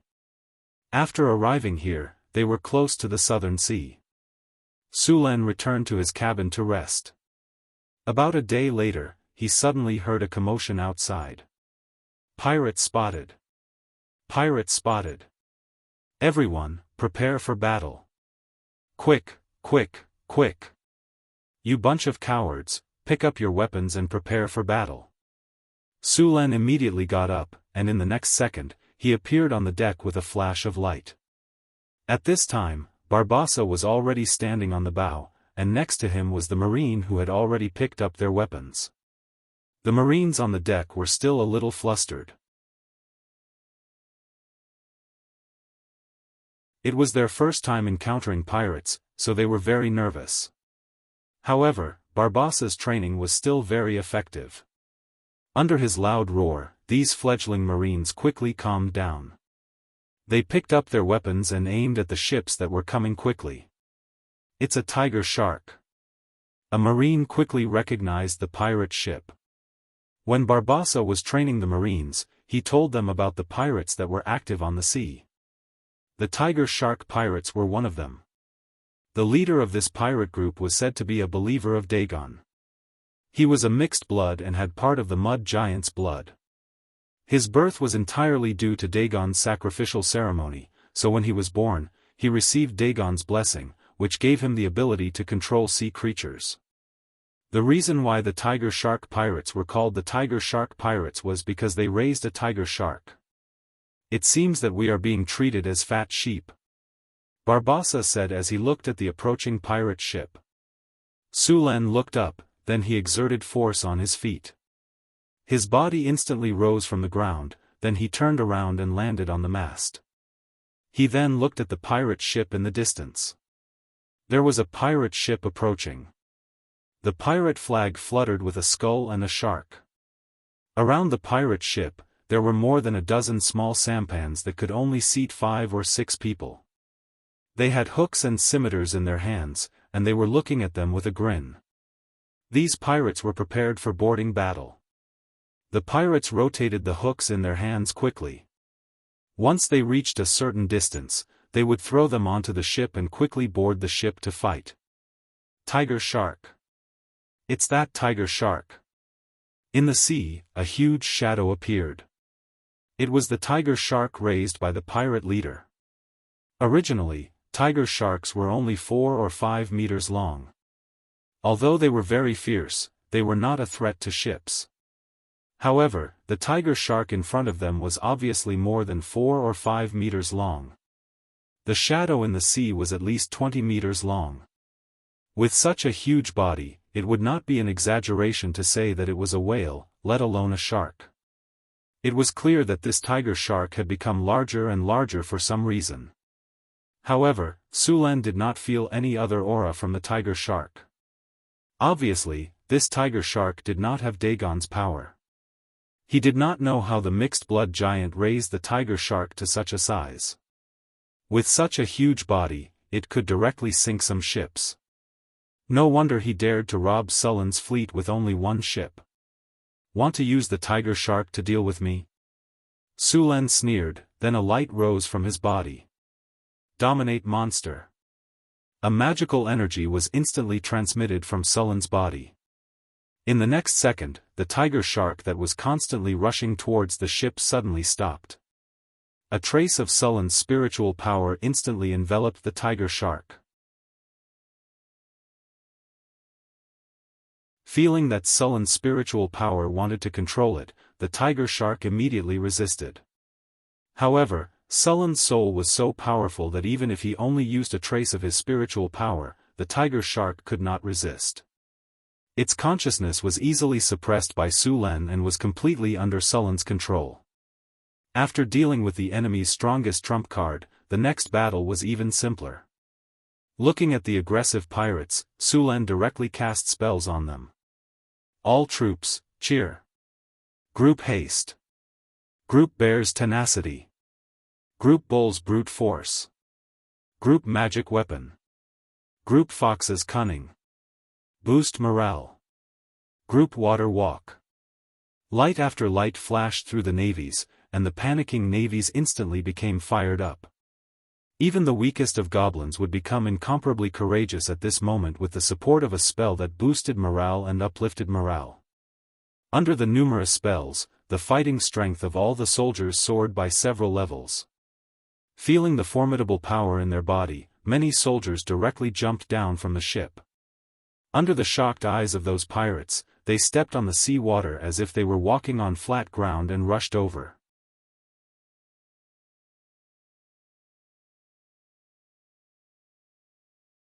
Chapter 6:16. Many of the soldiers jumped down from the ship and ran quickly on the surface of the water under the stunned eyes of the pirates. After being buffed with various statuses, the soldiers' combat power was off the charts. They quickly covered a distance of a few hundred meters. How is this possible? How can they run on the water? On the pirate ship, a pirate with a hideous scar on his face was in disbelief. Adepts. They have adepts. At this moment, one of the pirates cried out in panic. The face of the leader of the pirates changed slightly. With a sweep of his scimitar, a cold light flashed and the throat of the pirate who was shouting in panic was cut open. Blood gushed out in an instant. The pirate covered his neck with both hands and wanted to say something, but the light in his eyes quickly dimmed. What wizards? It's just a small trick. If you dare to disturb the morale of my troops again, you will be beheaded. The leader of the pirates shouted. A trace of fierceness flashed in his eyes as he swept his gaze across the surrounding pirates. All the pirates who met his gaze felt a chill in their hearts. Everyone, get ready for battle immediately. Kill all those who dare to resist, and you will get an extra 30% of the rewards this time. Tiger Shark Walton immediately shouted when he saw the enemies rushing towards him. Behead one person and you will get 5 gold coins. Behead 2 people and you will get 12 gold coins. Behead 3 people and you will get 20 gold coins. Hearing Walton's reward, the eyes of these desperados lit up and their faces flushed. The morale of the pirates who were panicking because of those people running on the water was greatly boosted. However, this morale only lasted for a short few minutes. Soon, those people were already in close combat with the pirates on the small boats.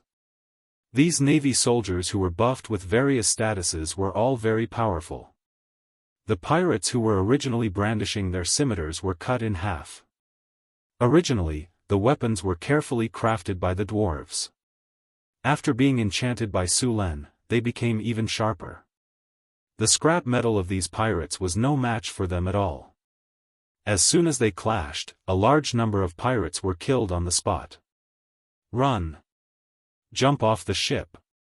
It was unknown which pirate shouted, but the surrounding pirates reacted instantly. Without thinking, they dived into the sea. Unfortunately, although these pirates escaped the fate of being killed, they fell into a more dangerous situation. The giant tiger shark that had just been subdued by Sulen became extremely excited after smelling the blood. It opened its bloody mouth and swallowed the pirates who had jumped into the sea. Charge! Today is the day to make a name for yourself. Kill all these pirates and avenge our dead brothers. Kill them.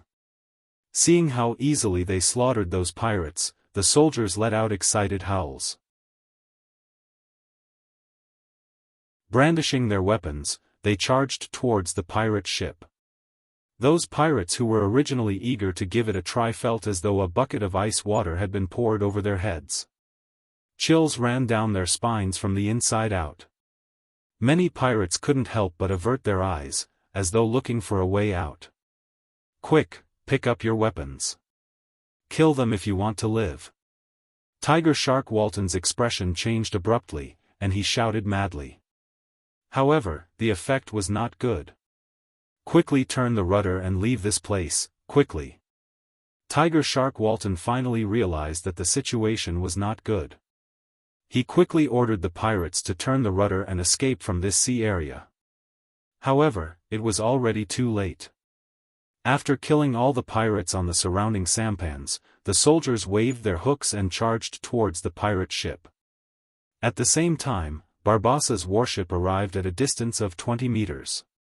Bang bang bang. The prepared ballista was immediately fired. The 3-meter-long spear with unparalleled power hit the pirate ship in an instant. The rope tied to the spear was also tightened in an instant. The pirate ship that was about to turn around and escape was instantly caught, unable to move.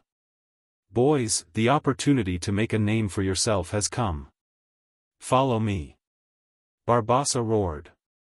With one hand holding the rope and the other hand holding the long sword, he directly jumped down from the mast and swung towards the pirate ship not far away. Many soldiers followed closely behind him. In the blink of an eye, more than a dozen soldiers successfully jumped onto the pirate ship. Barbassa rolled to avoid a pirate's scimitar. He swept his arm, and the sharp sword cut through the air, instantly cutting the pirate in half. Barbassa's body and mind moved quickly, and the long sword in his hand swept across. Wherever he passed, there was no enemy. The surrounding naval soldiers saw how brave their captain was, and they were greatly encouraged. With just one charge, they killed the surrounding pirates. Taking advantage of this opportunity, more naval soldiers boarded the pirate ship, and the number of naval soldiers increased rapidly. Barbassa's strength wasn't bad to begin with. After being buffed with so many buffs, he had turned into a killing machine. His long saber slashed through the air, causing blood to splatter. In just a dozen seconds, 5 to 6 pirates around him had been chopped into two. The pirate leader, Tiger Shark Walton, had an ugly expression on his face. The enemy's strength was beyond his expectations. The surrounding pirates were no match for them. It hadn't been long, but they were already retreating. Now, he didn't even have the chance to escape. Waves of marines continued to rush onto the pirate ship, and the number of pirates was rapidly decreasing. Barbossa saw the pirate leader, and with a jump, he directly rushed up. With many buffs, Barbossa was simply unstoppable on the pirate ship. The long sword in his hand drew out a sword light and continuously slashed. Clang clang clang. A series of clashing sounds could be heard. At this moment, Walton's face was filled with fear. Barbossa was suppressing him both in terms of strength and speed. Facing Barbossa's attacks, Walton could only try his best to parry. The chain mail on the mountain had already been slashed until it was riddled with scars. There were even wounds on his body. Kacha! The sound of metal breaking was heard, and the curved sword in Walton's hand could no longer withstand the destruction and directly broke. Tiger Shark Walton's expression changed. However, before he could react, Barbossa's long blade had already swept towards him. A bright blade light flashed, and Walton's head flew into the air. Following which, Walton's headless corpse fell to the ground. The battle ended quickly, and the fledgling deep-water city navy obtained a great victory. They successfully won the battle with a small price, and more than 60% of the pirates, including the pirate leader Walton, were directly beheaded. The sea was full of the smell of blood, and attracted by the smell of blood, many sharks wandered in the sea, but they were afraid of the tiger shark that Sulan had just subdued, and did not dare to approach. Everyone, start cleaning the battlefield, and count the wounded, and calculate the spoils and military achievements. All the spoils of war will be collected and distributed later. Sulan gave a few simple instructions, and then ordered the soldiers to deal with the aftermath. Those who dare to hide the spoils of war, cut off one of their hands. Barbossa said loudly, and then ordered people to clean up the battlefield. Sulan was not surprised by the result of this naval battle. Naval battles in this era were still in the state of hand-to-hand combat, and even if there were fire crystal cannons, the effect was very limited. The battle between pirates was the most cruel and the most effective battle in naval battles. Pirates liked to fight with pirates the most, because it could end the battle in the shortest time and obtain a lot of spoils of war. In the end, there were only 30 to 40 tiger shark pirates left alive, and these pirates were all squatting on the deck. Sulan would not kill all of these pirates. These pirates were people who made a living on the sea, and they were qualified sailors. Deepwater port needed a large number of sailors to carry out maritime trade, and these pirates would be qualified sailors after some training. Basically, these pirates had seen blood, and even if they encountered other pirates, they would dare to fight to the death. As long as the leader of the pirates was beheaded and sent to prison for reform, these pirates could be used. After cleaning up the battlefield, there were very few spoils of war from this battle. All kinds of gold coins added up to less than 1,000, and there were also some gems and other things. Other than that, there was nothing else, but this was considered normal. The tiger shark pirates were originally out to rob, and naturally, they would not bring any wealth. After Barbossa finished his inspection, he began to interrogate these pirates. Although the tiger shark pirates weren't very strong, they had a giant tiger shark. The Waltons had run amok in this sea area for a while, and the money they had plundered was also a huge amount. Even if the pirates spent money like water, they would still accumulate a huge amount of wealth, and Walton should have hidden the rest of the wealth. Do any of you know where Walton hid his treasure? Barbossa asked coldly. The first person to tell the secret will get 1/10 of the treasure, and the second person will get nothing. Now tell me your answer. Barbossa said with a smile. I know where Walton hid his treasure. Go away, what you know is fake. I know where Walton hid his treasure. I want to tell you. As soon as Barbossa's voice fell, the surrounding pirates went crazy, and they wanted to tell the location of the treasure, and they wanted to get the more generous reward. Soon, Barbossa found out the location of Walton's treasure, which was their old nest, Black Shark Island, and the name was also given by Walton. This was originally a remote island, and after the tiger shark pirates made it their stronghold, the island was developed, and a simple dock was built. There were also brothels, casinos, and other areas on the island. After confirming the location of Walton's treasure, Barbossa began to report to Sulen. "You said that there is a huge amount of treasure on Black Shark Island?" Sulen continued after thinking for a while. "Yes, Your Majesty," Barbossa said. "Adjust the direction of the fleet, we are going to Black Shark Island," Sulen said without hesitation. The fleet slowly turned and set off in the direction of Black Shark Island. In the sea below the ship, the shadow of a huge monster appeared on the sea surface.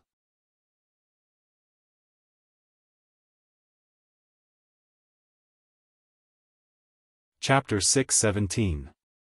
After defeating the Tigeshark pirates, Deepwater City's fleet was reduced to 4 ships. He transferred some of his men from the other 3 ships, and with the help of the captured pirates, he restarted the pirate ship. Soon, the sails of the 4 ships swelled, and they quickly sailed in the direction of Black Shark Island. The Tigeshark that he had just subdued also followed closely behind. This Tigeshark was too big. Not to mention a shark, it was not an exaggeration to say that it was a whale. If it encountered a smaller ship, it would not be surprising if it directly overturned it. Otherwise, the Tigeshark pirates would not have relied on him to become a powerful pirate group. Under the guidance of these pirates, the fleet bypassed the channel here, and then headed towards the Southern Sea area. The Southern Sea area was very large, and there were many islands here. It was said that there were at least 10,000 islands of various sizes in this sea area. Because of this sea area had another name, Myriad Island Sea Area. Tens of thousands of islands were scattered all over this sea area, and because there were so many islands, the sea situation in this area was very complicated. Many pirates regarded this place as their lair. With so many islands, if one did not know the location, it could be said that it was as difficult as ascending to heaven to find the pirate lair. It was said that there was a hidden treasure island among these islands. The entire island was piled up with gold and silver, and all kinds of gems were like gravel. Legend has it that this island could buy the entire world. In the past, countless adventurers and pirates spent a lot of time and energy to collect this treasure island. In the end, most of them returned empty-handed, and many of them directly encountered all kinds of accidents and disappeared in the vast sea. Of course, there were some lucky people. Although they did not find the treasure island, they found other things and became rich. The most famous thing was the Spice Island. The whole island was grown with spices. One must know that the price of spices was not cheaper than white sugar, and it was even more expensive. It was said that in some areas of the northwest of the continent, the price of spices was equivalent to gold.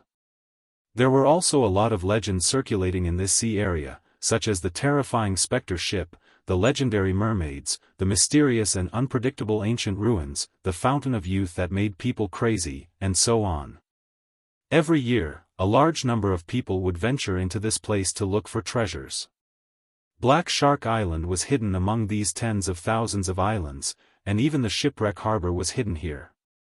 Under the leadership of the pirates, the fleet entered this area. The location of the Black Shark Island was very well hidden. After sailing for about half a day, the fleet finally arrived near a small island. The island was covered with lush plants, and there was a tall mountain in the middle of the island.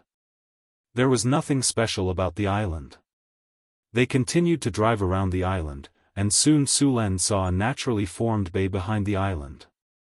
A river slowly flowed out of the bay. Small boats could pass through the river in the bay. There was a small harbor hidden in the bay. The harbor was not big and could only accommodate 3 or 4 ships. The Tigeshark pirates were originally just an inconspicuous group among the countless pirates. After Walton joined, they began to rise. They obtained the leadership position by killing the original leader. After that, they started to divide and recruit other pirates to strengthen themselves. Pirates had no loyalty. They were only interested in benefits. As long as he led them to plunder all kinds of treasures, these pirates would support him. Basically, all the pirates grew in strength this way. The harbor of the Black Shark Island was very simple and crude. There were many pirates guarding this island. As their nest, the pirates still valued it very much. Otherwise, if the enemy came to sneak attack, the large amount of wealth they had accumulated would very likely be in the pocket of the enemy. After seeing the pirate ships escorting the 3 ships back, the pirates guarding the Black Shark Island cheered excitedly. 3 ships, this was definitely a big harvest. Even the pirates guarding the island would receive a considerable amount of income. The pirate guarding the island was the second leader of the Daoist pirates. He was also an experienced old pirate. After seeing the ships slowly approaching, his brows slightly wrinkled. He felt that something was wrong. The surrounding pirates had excitedly sent out signals to guide the fleet to the shore. These pirates naturally did not know that the Daoist Walton had been beheaded by Sulen. They were thinking of a celebratory feast at night. Neat, how's the harvest this time? A pirate with a scar on his face looked at the bow of the ship. After glancing around, he shouted, "Where's Harlan? That kid still owes me 3 kinnar. How's his harvest this time?" The pirate named Neat on the pirate ship came forward and shouted as if everything was normal, "Harlan, he's going to be rich this time. He's now guarding the loot on the back ship. Our luck today is really good. We just came to the open sea and we met this group of fat sheep." The leader directly commanded the Daoist to take back the 3 ships. "We've made a lot of money this time." "Huh, that's good. It seems that you've made a lot of money this time. Next time when we go to the shipwreck harbor, you'll treat us." The pirate patted his chest and said, "Of course." Soon the pirate ship stopped at the edge of the harbor. At this time, the second leader of the pirates who stayed behind suddenly had a thought. "No, the mood is not right." In the past, when the pirate ships returned from plundering, they were all cheering for fear that others would not know that they had robbed the goods. Why is it so quiet this time? Not good, they're the enemy. The second leader reacted instantly. He directly pulled out his weapon and shouted, "Pick up your weapons, they're the enemy." Just as the second leader of the pirates shouted, the surrounding pirates did not have time to react. The ships that were docking suddenly shot a rain of arrows, directly turning the pirates on the shore into hedgehogs. Then a large number of deep-water cities' navy jumped off the ship and directly rushed to the other pirates on the shore. The Daoist Walton has been beheaded. Everyone who surrenders will be spared. The deep-water cities' navy and the surrendered pirates attacked while shouting loudly. The remaining pirates were caught off guard and were killed in large numbers. After a burst of sword light, many pirates were beaten to the point that they could not fight back. The death of the Daoist Walton shocked them. Coupled with the sneak attack, the pirates on the battlefield were defeated at an astonishing speed. Sulen jumped off the deck and looked at the defeated pirates. He then shouted, "The Walton has been executed. Those who surrender will be interviewed. Those who resist will be killed without mercy. Those who surrender will be spared. Those who resist will be killed without mercy. Those who surrender will be spared. Those who resist will be killed without mercy. Those who surrender will be spared. Those who resist will be killed without mercy." Countless Marines shouted, and a fierce aura rose from their bodies. The pirates on Black Shark Island were so scared that their faces turned pale. Their legs trembled, and they no longer had their previous fierceness. Clang! A soft sound came. Not far away, a pirate's scimitar fell to the ground. He then knelt on the ground with a plop. This sound seemed to be a signal. The surrounding pirates also threw away their weapons. Then, one by one, they knelt on the ground like dominoes. Some of the pirates who were unwilling to surrender had a change in expression. They turned around and wanted to escape without thinking. But before they could run a few steps, lightning suddenly fell from the sky and struck them into charcoal. Soon, the entire Black Shark Island fell into Sullen's hands. This time, more than 100 pirates left on Black Shark Island. Except for those who were killed at the beginning and those who fled after seeing the situation turn bad, the remaining 60 to 70 surrendered. All the pirates were gathered and interrogated. They were asked to confess all the treasures buried on Black Shark Island. In order to prevent them from colluding, Barbossa separated all the pirates for interrogation. At the same time, Sulen led a few other pirates to the place where Walton buried the treasures. The place where Walton buried the treasures was very hidden. Every time Walton finished robbing, he would distribute the treasures to all the pirates according to their contributions. As the leader, he alone would get 30%. Every time he obtained a treasure, Walton would hide it in a cave. This cave was very strange. The entrance was under the sea. The sea was very deep and there were many undercurrents around it. If one was not careful, one would be sucked into it. The passage to the cave was very long. Even the pirates with the best swimming skills were not sure if they could enter. Only Walton could enter by hiding in the mouth of a tiger shark. Even if the other pirates knew the location of the treasure, they could only look at it and sigh.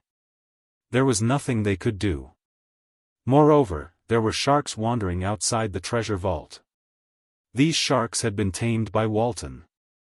They would attack all creatures that came close. After coming to a beach, a few pirates pointed at the sea not far away and said, "Sir, Walton's treasure is hidden here. However, the environment below is very bad. Not only are there undercurrents, but there are also sharks. We can't get close. But it's not difficult for you. You just have to let the tiger shark bring you in. Can't get close? Don't worry, it's not a problem for me." Sulen snorted. Then, a light flashed from his body. Underwater breathing. Water elemental technique. 2 lights rose from their bodies. Then, under Sullen's lead, they entered the sea. After using the water elemental technique and water elemental technique, their movements in the water were not restricted. Moreover, their movement speed was very fast. After adapting to the surrounding environment, Hathaway directed them to move deeper into the sea. As they went deeper, the sea became darker. They continued to move forward along the passage under the sea. At this time, a few black shadows swam toward them.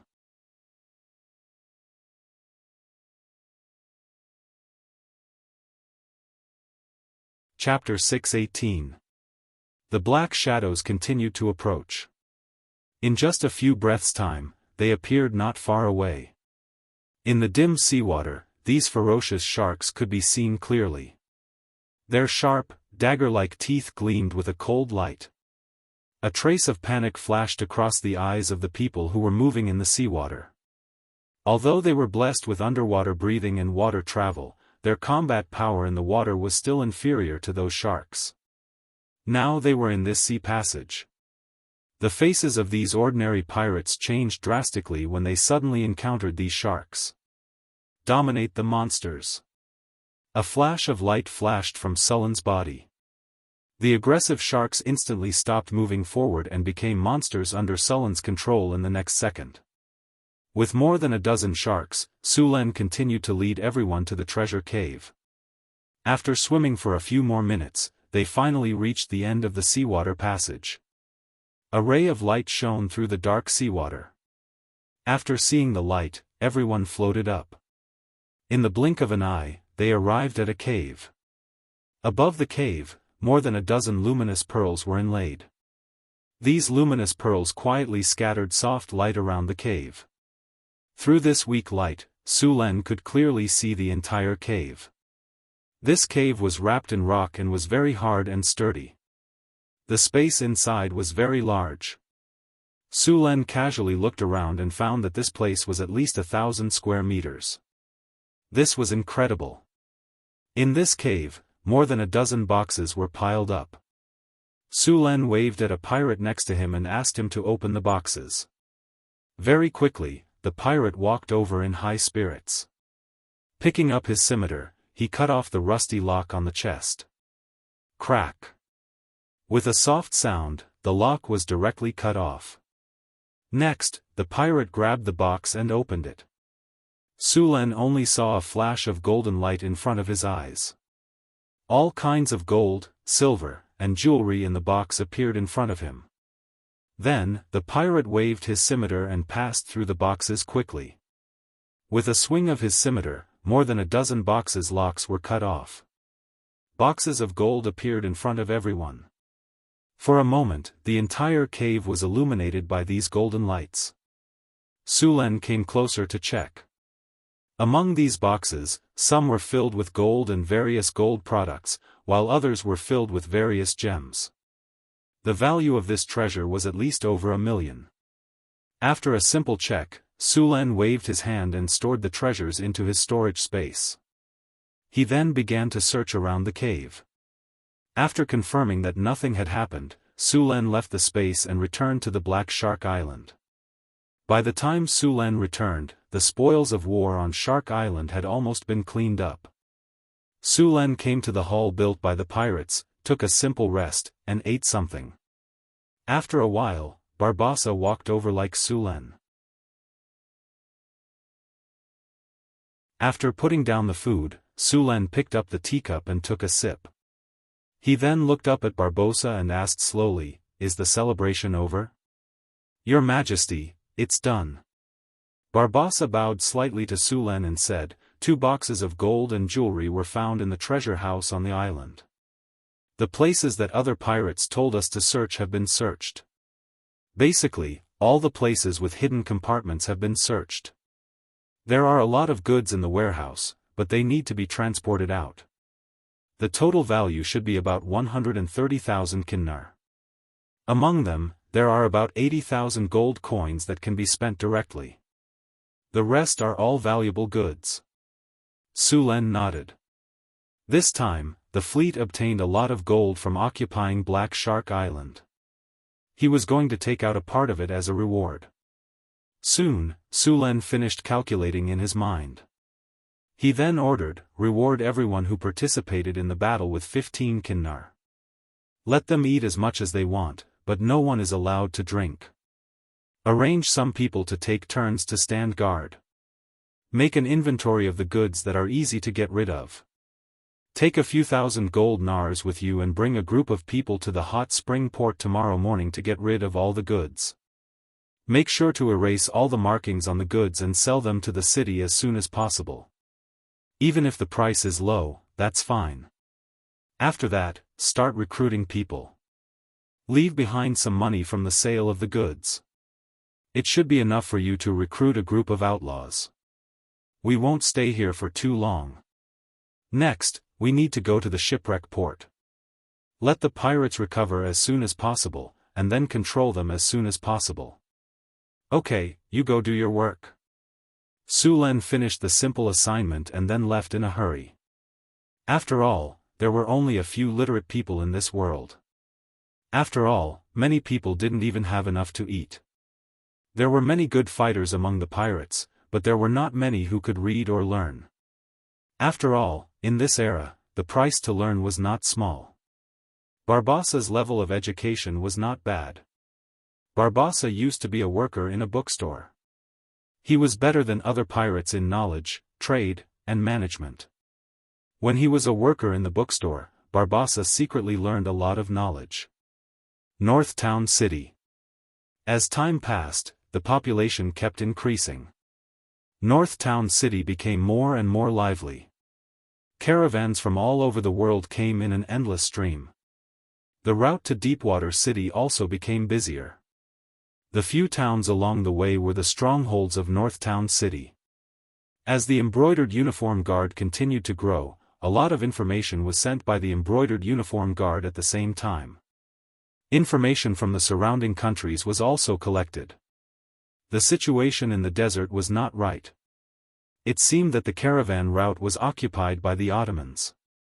The desert was in chaos during this time. It seemed that a powerful monster ran out of a ruin in the desert. The appearance of this monster made the surrounding desert very chaotic.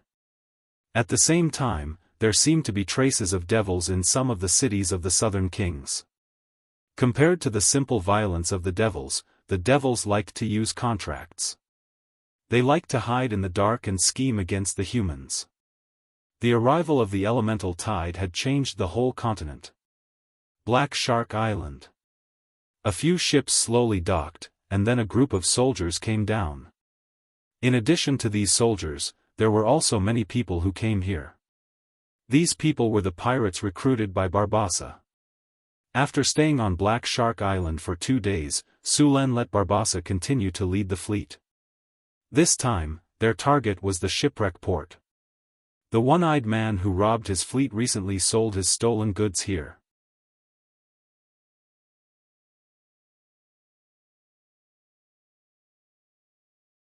Chapter 6:19. On Black Shark Island, Sulen disposed of all the goods that were not easy to transport at a low price, and then asked Barbossa to recruit some sailors to add to the ships. Finally, the number of people on the 4 ships was complete. The pirates who had surrendered were all scattered and assigned to the 4 ships. Although these pirates were very respectful and obedient, and the pirate tradition was that the strong preyed on the weak, Su Luen did not fully believe them. Who knew if these guys would rebel at a critical moment, so it was best to scatter them all to different places. Sulen stood on the bow of the warship, overlooking the entire port. Now the fleet of Deepwater City had reached more than 600 people. Barbossa stood respectfully behind him, and there were several brave and promoted Marines next to him. These people would be assigned to other ships as captains or first officers. The materials on Black Shark Island were all disposed of, and some of the Kinnar had been given to everyone as a reward. The rest was kept in the storage space by Sulen. Next, it was time to deal with One-Eyed Pirate.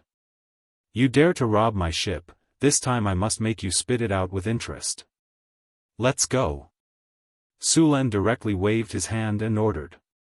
The 4 ships immediately put away their anchors, raised their sails, and began to sail slowly. While Barbossa was recruiting sailors, he also inquired about information regarding the One-Eyed Pirates in the surrounding ports. During this time, One-Eyed Pirate did not continue to commit crimes. He should be dealing with the looted materials. In addition to the news of One-Eyed Pirate, Barbossa also collected information about Shipwreck Port. Everything was normal in Shipwreck Port during this time. Now the pirate king in Shipwreck Port was Redbeard. He was a dragonborn sea giant.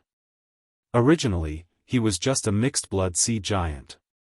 Although his strength was good, he did not reach the level of a pirate king. But when he went out to sea to rob again, his ship encountered a storm and the whole ship sank in the storm. Because he had the blood of a sea giant, he escaped. But he was also washed to an unknown island by the sea. It had to be said that this pirate king's luck was really good. After a series of setbacks, the dragon vein in his body actually awakened. He became a dragonborn sea giant. After awakening the dragon bloodline, the strength of the dragonborn sea giant increased greatly. Then, it rose rapidly like a comet. In a short 10 years, it became the overlord of the southern sea region. The dragonborn sea giant had many pirates under him, including humans, lizardmen, murlocs, and many other races. It could be said that he was one of the strongest pirate kings in the southern seas. There were a total of 7 pirate kings in the southern waters. These pirate kings had different backgrounds. One of them was said to have the shadow of the sea church behind him. Another pirate king had the shadow of the merfolk behind him. There were also the shadows of the human kingdom, the Amazons, the Dagon church, and the wizards. Although the pirate kings were powerful, they were inextricably linked with the various forces around them. If Sulen wanted to make a move in the shipwreck harbor, then he would have to face the power of the dragonborn sea giant, the pirate king. The northern battlefront city was very famous in the north, but it was very common in the south. After all, it was too far away. But if Su Len directly defeated a pirate king this time, then other pirates would have to consider whether they could bear the anger of the Deepwater City before robbing the ships of the Deepwater City. The fleet slowly sailed south under the command of Barbassa. The location of the shipwreck harbor was very hidden. A day passed quickly, and the ships of the Deepwater City finally entered the shipwreck harbor. There were hundreds of large and small islands around the shipwreck harbor. The shipwreck harbor was the largest smuggling harbor in this sea region. Most of the pirates in the southern seas sold their stolen goods here, including the one-eyed dragon pirates. This time, Sullen's target was very clear. It was the one-eyed dragon pirates. At the shipwreck harbor, dozens of pirate ships gathered here. Compared to this place, the simple harbor of the Deepwater port was simply unsightly. Su Len stood at the bow of the ship and looked at the pirate ships in the harbor. These pirate ships in front of him were full of all kinds of flags. Su Len did not make a move directly. Instead, he asked people to dock the ships. Soon, the 4 ships were docked in a relatively remote location. Barbassa took people ashore and began to look for the one-eyed dragon pirates. The one-eyed dragon was still very famous in the southern seas. After all, he was second only to the pirate kings. Su Len waited on the ship for about 3 hours before Barbassa finally returned. "Found the one-eyed dragon?" Su Len asked directly. Barbassa nodded. "Found him, Your Majesty. The one-eyed dragon pirates have just disposed of the goods and are now buying supplies. It won't be long before they set sail." "Then wait for him outside the harbor," Su Len said in a deep voice. "Yes, Your Majesty." The 4 ships quickly set sail again and then came near the shipwreck harbor. He did not have to wait for long. Soon, a fleet of 6 pirate ships slowly sailed out of the harbor. This fleet was the one-eyed dragon pirates that robbed the Deepwater City's fleet. The one-eyed dragon pirate ship originally had 6 ships. After robbing the Deepwater City's fleet, they directly owned 9 ships. The remaining 3 ships were still being repaired in their nest. After seeing the one-eyed dragon pirate ship appear, Su Len directly appeared on the high platform. His eyes coldly looked at the fleet not far away, and then said in a deep voice, "Warriors, the time for revenge has come. Pick up your weapons and kill them. Victory belongs to us. Victory belongs to us. Do it." With Sullen's order, the 4 ships immediately rushed toward the one-eyed dragon pirate ship. At the same time, in the sea, a huge shadow was moving quickly. A tiger shark of more than 20 meters long was approaching from the bottom of the sea. In the distance, the one-eyed dragon pirate ship, who was happily preparing to return to their nest, did not care that it was a ship on the sea. Although they saw 4 ships rushing toward them as soon as they left the harbor, the one-eyed dragon pirate ship was not too vigilant because they were in the shipwreck harbor area. After all, fighting was prohibited in this area. No one dared to disobey the orders of the 7 pirate kings, but they obviously miscalculated. This time, their opponents were not pirates. It was not until the ships in the Deepwater port were only 200 or 300 meters away from them that the one-eyed dragon pirate ship reacted. Enemy attack! Enemy attack! Full rudder to the port! Everyone, pick up your weapons and get ready to fight. Seeing that the 4 ships did not slow down at all, the one-eyed dragon pirate ship immediately realized that the situation was not right. He immediately ordered the pirates to get ready to fight, but unfortunately, it was too late.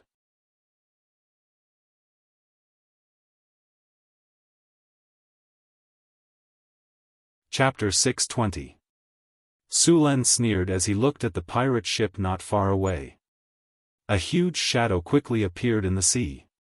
Before the pirates who had just picked up their weapons could see it clearly, they felt the ship under their feet suddenly shake violently. Then, the entire ship shook violently. Many unprepared pirates fell from the ship into the sea and were swallowed by the tiger sharks in the sea. Not good. It's a sea monster. Grab the ropes. The sea monster is coming. Where's the ballista? Take the ballista and shoot. Hold on. Hold on. The tiger sharks hit the pirate ship a few times in a row. Under the impact, the pirate ship shook back and forth, as if it would be knocked over in the next second. It's the tiger sharks, they're from the tiger shark pirate group. One of the pirates saw the monster in the sea clearly and quickly shouted. Tiger shark pirate group? How dare they attack us? One-eyed dragon's face was ferocious as he pulled out the scimitar in his hand. Everyone, get ready to fight. Kill all these guys who dare to attack us. Barbossa commanded the ship to move forward. After seeing the pirate ship's slow reaction, he immediately shouted, full rudder to the left. Prepare the ballista. Fire. Bang bang bang. Dozens of arrows flew out with ropes attached to them. The spears that were more than 3 meters long directly pierced through the deck and ruthlessly pierced into it. The ship that was turning was pulled by dozens of ropes and instantly stopped moving. At the same time, on the other side of the ropes, capstans were stirring vigorously. The distance between the two ships was quickly shortened. Archers, get ready. 45 degrees, fire in unison. Fire. Buzz. With a buzzing sound, hundreds of arrows instantly flew up and enveloped the pirate ship. A large number of pirates were pierced by the arrows that fell from the sky. After 3 rounds of arrows, the deck was in a mess. Dozens of pirates who could not dodge in time were directly nailed to the deck. Prepare to jump ship and fight. After 3 rounds of arrow rain, Barbossa directly pulled out the long sword at his waist. Then, he grabbed a rope and swung toward the ship not far away. After 3 rounds of arrow rain, the pirates suffered heavy casualties. They were simply unable to stop the enemy from jumping ship and fighting. Sulan had also blessed the army with all kinds of buffs at the start of the battle. These soldiers were full of vigor, and the pirates of the One-Eyed Dragon pirates weren't their match. After being enchanted, the Navy's weapons were all equivalent to transcendent rank 1 or rank 2 weapons. Facing the ordinary weapons of the pirates, their scimitars were directly cut in half. Deepwater City's navy was very fast. Under the effect of greater haste, these people were like ghosts. Every time their blades flashed, an enemy would fall. The same scene played out on the other pirate ships. Although Deepwater City's navy had fewer ships, they still had the upper hand with the support of arrows and spells. As the leader of the One-Eyed Dragon pirate ship, One-Eyed Sean had an ugly expression on his face. His men were losing ground on the battlefield. Just as he was about to lead his men to charge forward, a cold voice suddenly sounded in his ears. "You're One-Eyed Sean? Who is it?" Shaoan's expression changed drastically, and he subconsciously swept the long saber in his hand in the direction of the voice. Clang! The sound of metal colliding was heard, and Sean's palm was slightly numb. Although he hadn't attacked with his full strength just now, his strength wasn't weak at all. However, the result was that his wrist was slightly numb. "Looks like it really is you." Sullen's palm exerted force, and the Thunder God's spear instantly burst out with dazzling lightning. One-Eyed Sean was directly wrapped in lightning, and he lost control of his body in an instant. Streaks of lightning quickly flashed around, and the surrounding enemies were instantly hit by the lightning. The powerful lightning swept across, and the pirates with weaker physiques were directly burned to charcoal. Only a few pirates managed to survive. Since he had already made his move, Sulan gently waved the Thunder God's spear in his hand. The originally clear sky was suddenly covered by dark clouds, and countless lightning snakes kept rolling in the dark clouds. The thunderclouds kept rolling, and the whole sky seemed to be destroyed. The next second, countless lightning bolts fell from the sky, and these lightning bolts instantly hit the pirates who were resisting on the pirate ship. The powerful lightning power directly paralyzed the pirates and made them unable to move. The surrounding navy immediately seized the opportunity and directly beheaded the pirates with their long sabers. It only took a few minutes for several pirate ships to be cleared out, and a strong smell of blood came from the air. At the same time, the battle on the sea attracted the attention of the shipwreck harbor. After a while, more than a dozen ships appeared on the sea, and they formed an arc to surround the fleet of Deepwater City. Sulen glanced at the ships, and then let Barbassa clean up the battlefield. Soon, the pirates who saw that the situation was not good and surrendered were escorted over. Sulen sat on a wooden barrel on the deck, and his eyes swept over the captives. Although a large number of enemies were killed in the battle just now, there were still many pirates alive. All the pirates knelt on the deck, trembling with fear. These pirates were completely stunned. From the beginning of the battle, there had been several waves of arrow rain, and then jumping to fight. These pirates were completely powerless to resist and were killed like vegetables. In the end, Sulen directly summoned a group lightning spell to clear out the pirates. From the beginning to the end of the battle, less than half an hour, all the battles were over. The strength of these pirates was not high. Most of them were around Tier 1, and only a few of the leaders were Tier 2. Only the leader, One-Eyed Sean, had reached Tier 4. However, even a Tier 4 powerhouse was not much stronger than a goblin when facing Sulen. With the divine weapon, Thor's spear, coupled with a profession level of over level 30, he could defeat the enemy with just a flick of his finger. Do any of you know where One-Eyed Sean's lair is? Sulen looked at the captives in front of him and asked. Sir, I know. Sir, Sean. Bah, I know his lair. It's on Poison Dragon Island. Where is Poison Dragon Island? Sulen asked in a deep voice. There were tens of thousands of small islands in the southern sea. Most of these islands did not have names, and they did not even have numbers. For example, Poison Dragon Island should be what they called it in private. If there was no familiar person leading the way, it would be impossible to find this island. Poison Dragon Island is about 300 nautical miles away from Shipwreck Harbor. It's a small island, one of the pirate captives said. Very good. I'll give you a chance. Those who submit to me will be free. Sulen glanced at them and said, You should feel lucky that you didn't die on the battlefield just now. Alright, I'll give you 30 seconds to consider.